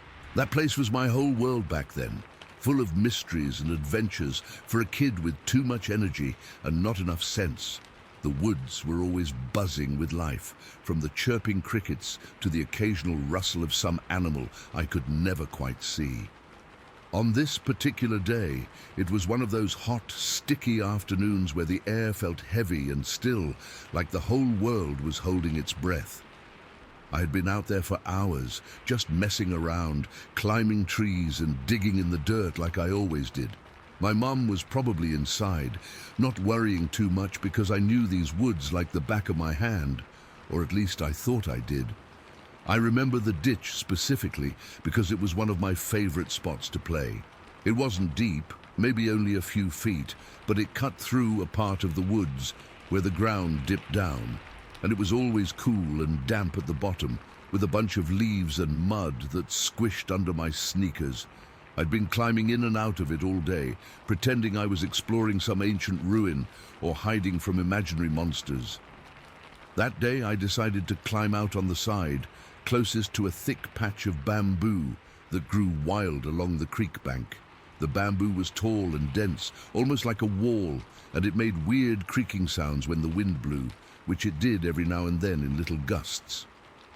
As I pulled myself up out of the ditch, my hands digging into the soft earth, I happened to glance over toward the bamboo thicket. That's when I saw it. At first, I thought it was just a trick of the light or maybe a shadow from the trees, but then it didn't move. It was just standing there, completely still, and it was staring right at me. My heart jumped into my throat, and I froze mid-climb, one leg still dangling in the ditch. It was about 6 feet tall, maybe a little more, and it was covered in this reddish-brown fur that looked matted and rough. The wind picked up just then, and I saw the fur on its head ripple, like grass swaying, but the thing itself didn't move an inch. Its face, if you could call it that, had no expression at all. No anger, no curiosity, just blank, like it was made of stone. Its eyes were dark, and they locked onto mine, and I felt this cold dread wash over me that I had never felt before. I couldn't breathe. My chest felt tight, and my legs turned to jelly. Every instinct in my body was screaming at me to run, to get as far away as possible. But something in the back of my mind told me that if I moved too fast, it might charge. I had heard stories about animals in the woods, how sometimes if you run, they see you as prey and chase you. I didn't know what this was, but it wasn't any animal I had ever seen before. It was too big, too still, too aware. So I did the only thing I could think of. I started backing up slowly, very slowly, into the ditch. My eyes never left it, not for a second. I was terrified that if I blinked it would be gone, or worse, right in front of me. The ditch felt deeper than usual as I slid back down, my sneakers slipping on the wet leaves, mud squelched under my feet, and the smell of damp earth filled my nose. but all I could focus on was that thing in the bamboo. It hadn't moved, but its stare was like a weight pressing down on me.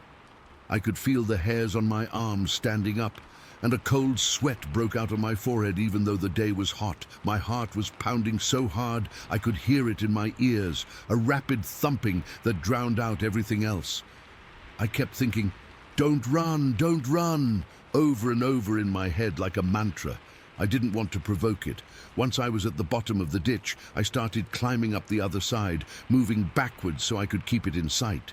It was awkward and clumsy. My hands were shaking and I kept stumbling over roots and rocks. The ground was uneven, and I had to feel my way with my feet, all while keeping my eyes glued to that spot in the bamboo. Every time I glanced away for a split second to find a foothold, my stomach would clench with fear that it had moved closer. But it didn't. It just stood there, watching me, and the wind would occasionally rustle its fur, making it seem almost alive in a way that made my skin crawl. As I reached the top of the other side, I was still moving backwards, step by careful step. The woods were thick here, with trees crowding in and vines hanging low. I could hear the usual sounds, birds chirping, insects buzzing, but they seemed distant, like they were coming from another world. All I could really hear was my own ragged breathing and the blood rushing in my ears. My back was to the woods now, and I knew I was getting closer to the edge where the trees thinned out and our backyard began. But I didn't dare turn around. I kept my eyes on that thing, and it never broke its stare. It was like it was studying me, and I felt so small and exposed, like a bug under a magnifying glass. The distance between us felt immense and tiny all at once.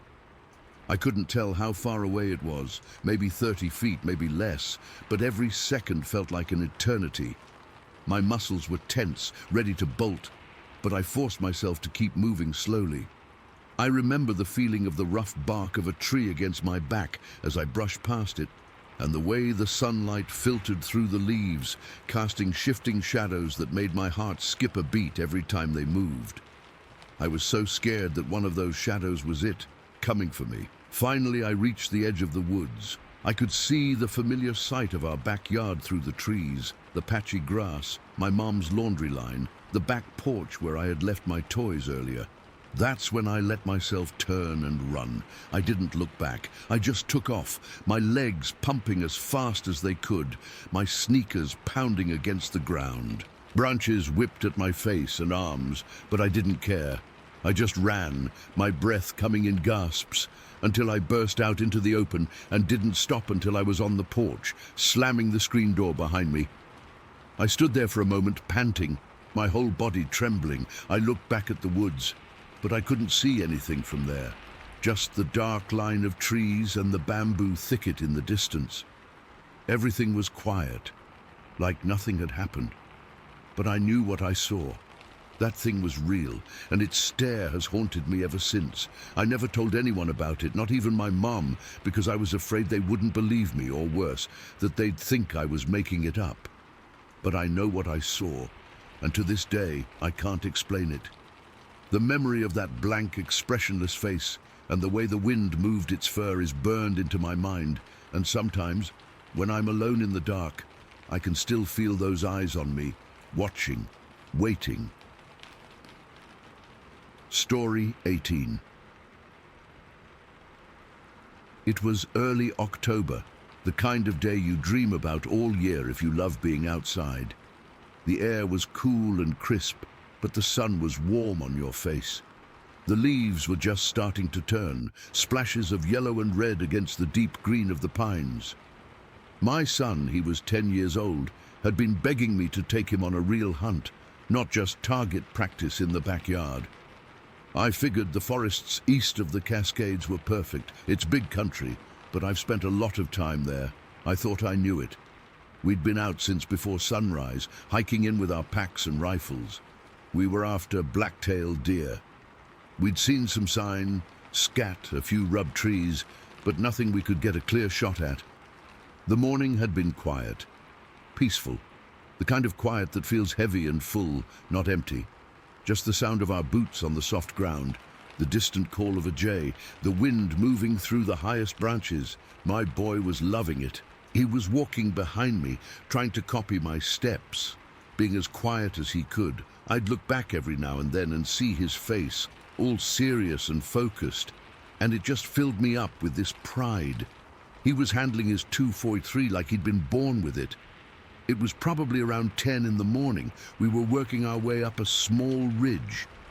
It wasn't a hard climb, just a steady incline covered in that thick Pacific Northwest undergrowth. Salal, ferns, lots of fallen logs rotting back into the earth. The smell was amazing. Damp soil, pine resin, that faint sweetness from the decaying leaves. We were near the top, where the trees thinned out a bit and there was a small clearing just ahead, a patch of sunlight on the forest floor. I stopped for a second to catch my breath and check my map on my phone, though service was spotty at best. I heard my son stop behind me, and that's when I saw it. Movement, to my left, near the edge of that clearing. At first I thought it was a bear, a big black bear standing up on its hind legs. My brain instantly tried to make it into something I knew, something that made sense. But it was wrong. The proportions were all wrong. It was crouched down in a thicket of dark, shadowy bushes about 15 yards away. 15 yards, that's nothing. I could see it clearly. It was covered in hair, but not like a bear's fur.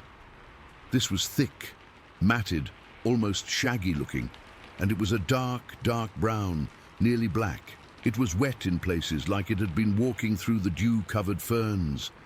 It was huge, even crouched. I could tell it was tall. The shoulders were massive, just mounds of muscle and that dark hair, and then it turned its head.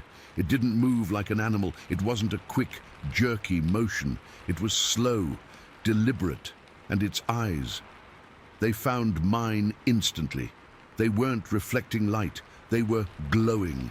A deep, solid red, like two hot coals stuck in its face. There was no white, no pupil that I could see, just this flat, glowing red. And they didn't blink. They just stared right into me. My whole body went cold. It was like someone had poured ice water into my veins. My breath caught in my throat, and for a second, I couldn't move at all.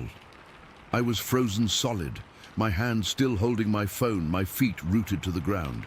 Every instinct in my body was screaming, a high-pitched alarm bell going off inside my skull. This wasn't a bear. This wasn't an elk. This was something else, something that wasn't supposed to be real. I could feel my son behind me. I could hear his little gasp, this tiny, strangled sound. He'd seen it too. I didn't dare turn my head. I couldn't break that eye contact. Those red eyes were holding me there. It felt like a physical pressure, a weight on my chest. My mind was racing, a jumble of fragmented thoughts. Bigfoot, Sasquatch, oh my God, it's real. It's really real. What do I do? What the hell do I do? I'm a hunter.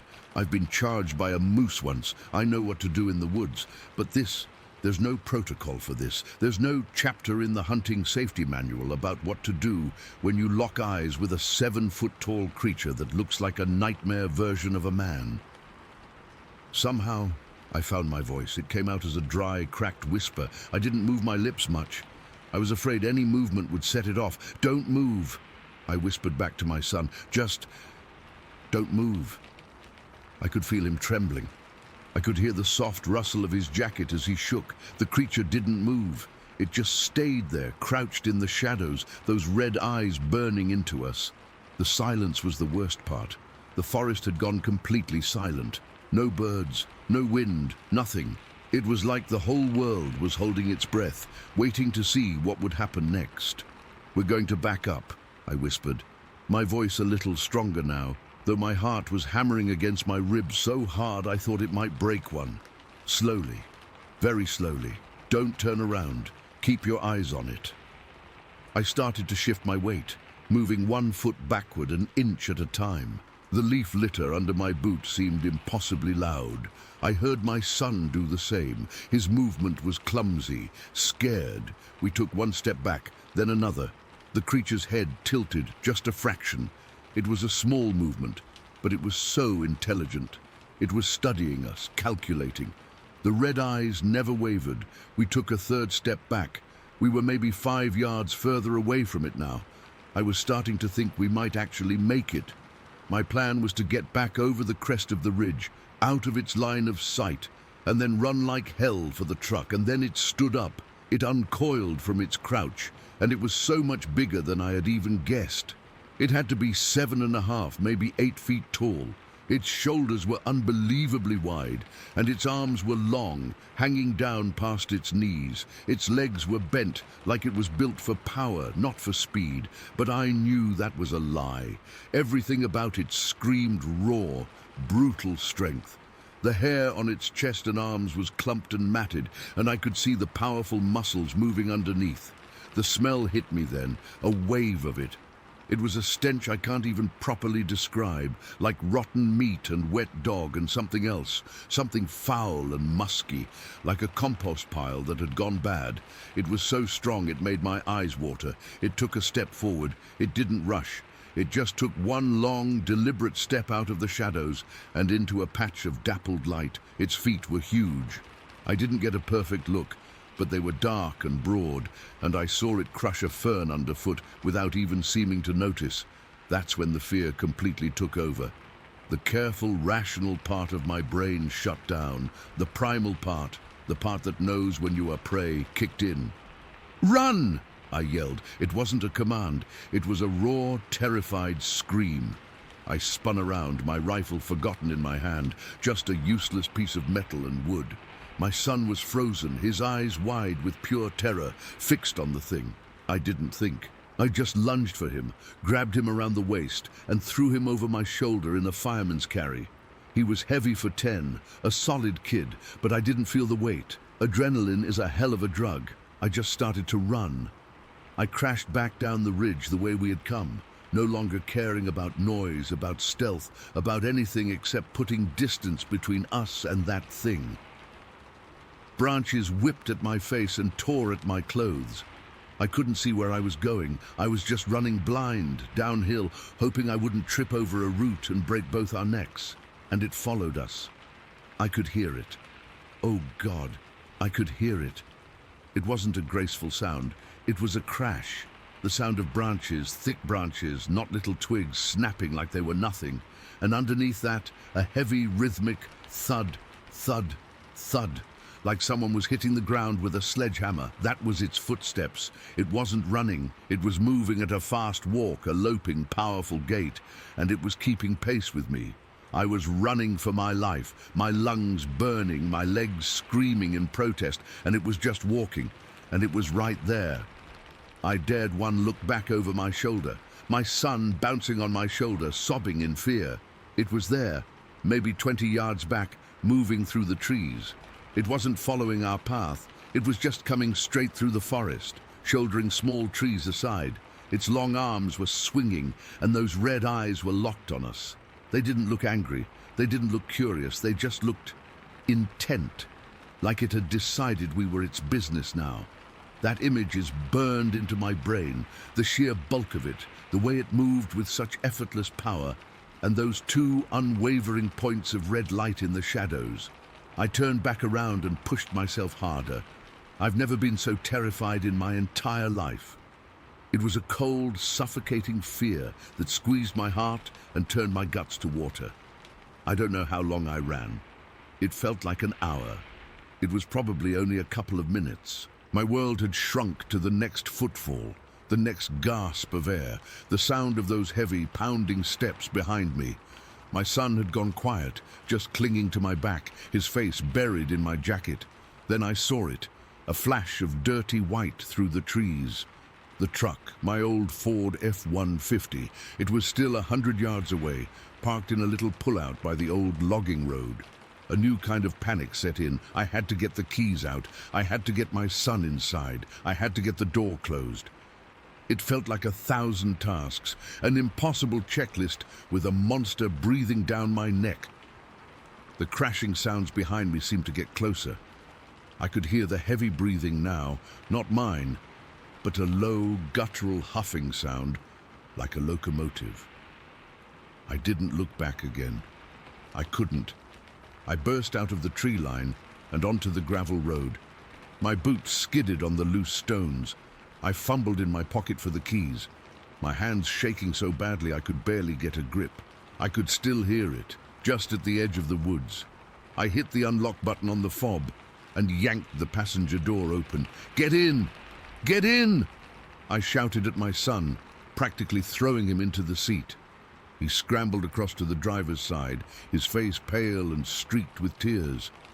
I slammed the door shut, the sound unnaturally loud in the quiet forest. I ran around the front of the truck, expecting to see it step out onto the road at any second. I threw myself into the driver's seat, my rifle clattering onto the pavement outside. I didn't care. I jammed the key into the ignition and turned it. The engine roared to life. I slammed it into drive and stomped on the gas before my door was even fully closed. The tires spun, throwing gravel everywhere, and the truck lurched forward down the narrow road. I didn't look in the rearview mirror. I couldn't. I just focused on the road, my knuckles white on the steering wheel, my entire body trembling uncontrollably. My son was curled up in a ball on the seat next to me, crying softly. We bounced and jolted down that rutted logging road for what felt like an eternity. Every shadow between the trees looked like a moving shape. Every sound the truck made sounded like footsteps. I kept waiting for a huge, dark hand to smash through the window.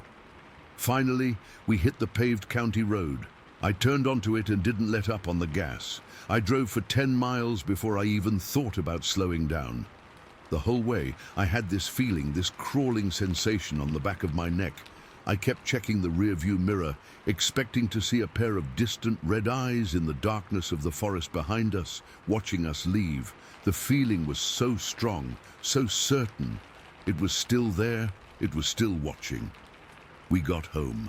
My wife knew something was wrong the second we walked in. We were a mess, clothes torn, faces scratched, covered in dirt and fear. I couldn't talk about it, not then. I just told her we had a bad scare with what I thought was a bear. I put my son to bed and he clung to me, not wanting me to leave. I sat with him until he fell into an exhausted sleep. That was a few years ago. My son doesn't like to talk about it. He doesn't go into the woods with me anymore. He lost his love for hunting that day. I did too, if I'm honest. I've never gone back to that part of the forest. I never will. I still have dreams about it. Not the running, not the size of it. I dream about those eyes. Those glowing red eyes staring out of the darkness with a kind of ancient, knowing intelligence staring right at me. I can still feel them on me sometimes when I'm out in my own backyard at night and the woods are dark and deep. I know it sounds crazy. I know what people would say, but I was there. I saw it. And I know with a certainty that chills me to the bone that it saw me too. And sometimes, in the quiet of the night, I can't shake the feeling that it still does. Decision to story 19. That night, we dragged an old tarp out into the field, along with our sleeping bags and a couple of flashlights. We didn't bother with a tent. We liked sleeping under the stars. The air was cool but not cold, with that damp, earthy smell you get after a light rain. I remember lying down and looking up at the sky, feeling this sense of peace. The sounds were familiar. Crickets chirping, the occasional rustle of leaves from the forest, and now and then the distant hoot of an owl. My brother and his friend were joking around for a while before they drifted off, but I stayed awake a bit longer, just soaking it all in. Eventually I fell asleep too, and for most of the night it was just normal. Quiet, safe. I woke up just before dawn. It wasn't a noise that stirred me, at least I don't think so. It was more like a shift in the air, or maybe some instinct deep down that something wasn't right. The sky was still dark, but there was this faint, grayish light starting to creep in from the east, enough to outline the trees against the horizon. I was lying on my side, facing the forest edge, and my eyes were still blurry with sleep. At first I thought I was dreaming, or maybe seeing things because I was half awake. But then I saw movement. Along the tree line, maybe 30 or 40 feet away, something was walking. It was upright on two legs, and it was big, I mean really big. Taller than a man, and built solid like a football player, but way more massive. It had these wide, heavy shoulders that sloped down, and it moved with this calm, steady pace, almost gliding. There was no neck that I could see. Its head seemed to sit right on its shoulders, and it was covered in dark, shaggy hair that hung off it in clumps. The hair wasn't smooth like an animal's fur. It was messy, almost matted, like it had been through rough weather. My heart started pounding right away, thumping so hard I could feel it in my throat. I froze, not daring to move a muscle. I remember my breath catching in my chest, and I had to force myself to breathe slowly so I wouldn't make a sound. Part of me was thinking, it's just a bear, it's just a bear. But bears don't walk upright like that, not for long. And this thing was moving smoothly, silently, like it was meant to be on two legs. There was no sound at all, no crunch of leaves, no snapping twigs, nothing. It was eerily quiet, like it was floating over the ground. Then, as it passed by, its head turned, not the whole body, just the head swiveling slowly, and it locked eyes with me. That's the part that still haunts me, even now. Its eyes were intense, dark, but with a kind of sharpness to them, like they were taking in every detail. They weren't animal eyes, not like a deer's or a bear's. They felt intelligent, aware, like it knew I was there and it was assessing me, but without any fear or aggression. It was just looking, and in that moment, I felt this overwhelming sense of being seen, really seen in a way I'd never experienced before. It wasn't just noticing me. It was like it understood I was a person, a kid, lying there terrified. The eye contact lasted only a few seconds, but it felt like forever. My whole body went cold, and I could feel goosebumps prickling up my arms. My hands were clenched into fists inside my sleeping bag, and I was shaking, but I couldn't look away. There was no smell, which was weird, because you'd expect something that big to have a scent, like wet dog or musk, but there was nothing, just the cool, clean air of the early morning.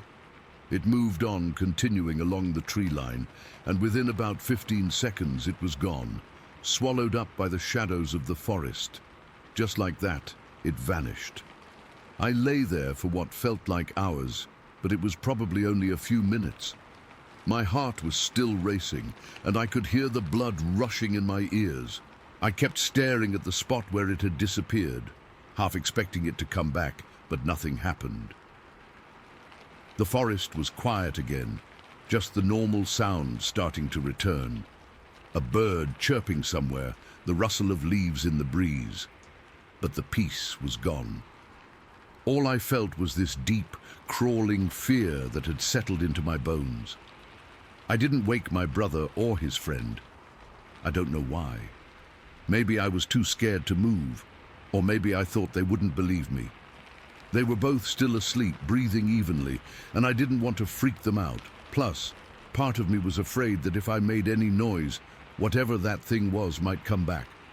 So I just stayed there, curled up in my sleeping bag, watching the sky slowly lighten. The sun started to rise, casting a warm glow over the field, but it didn't feel comforting. It felt like the world had changed overnight, and I was the only one who knew. When my brother finally woke up, he stretched and asked if I'd slept okay. I just nodded and said yeah, but my voice came out shaky. He didn't seem to notice. He was too busy packing up our stuff.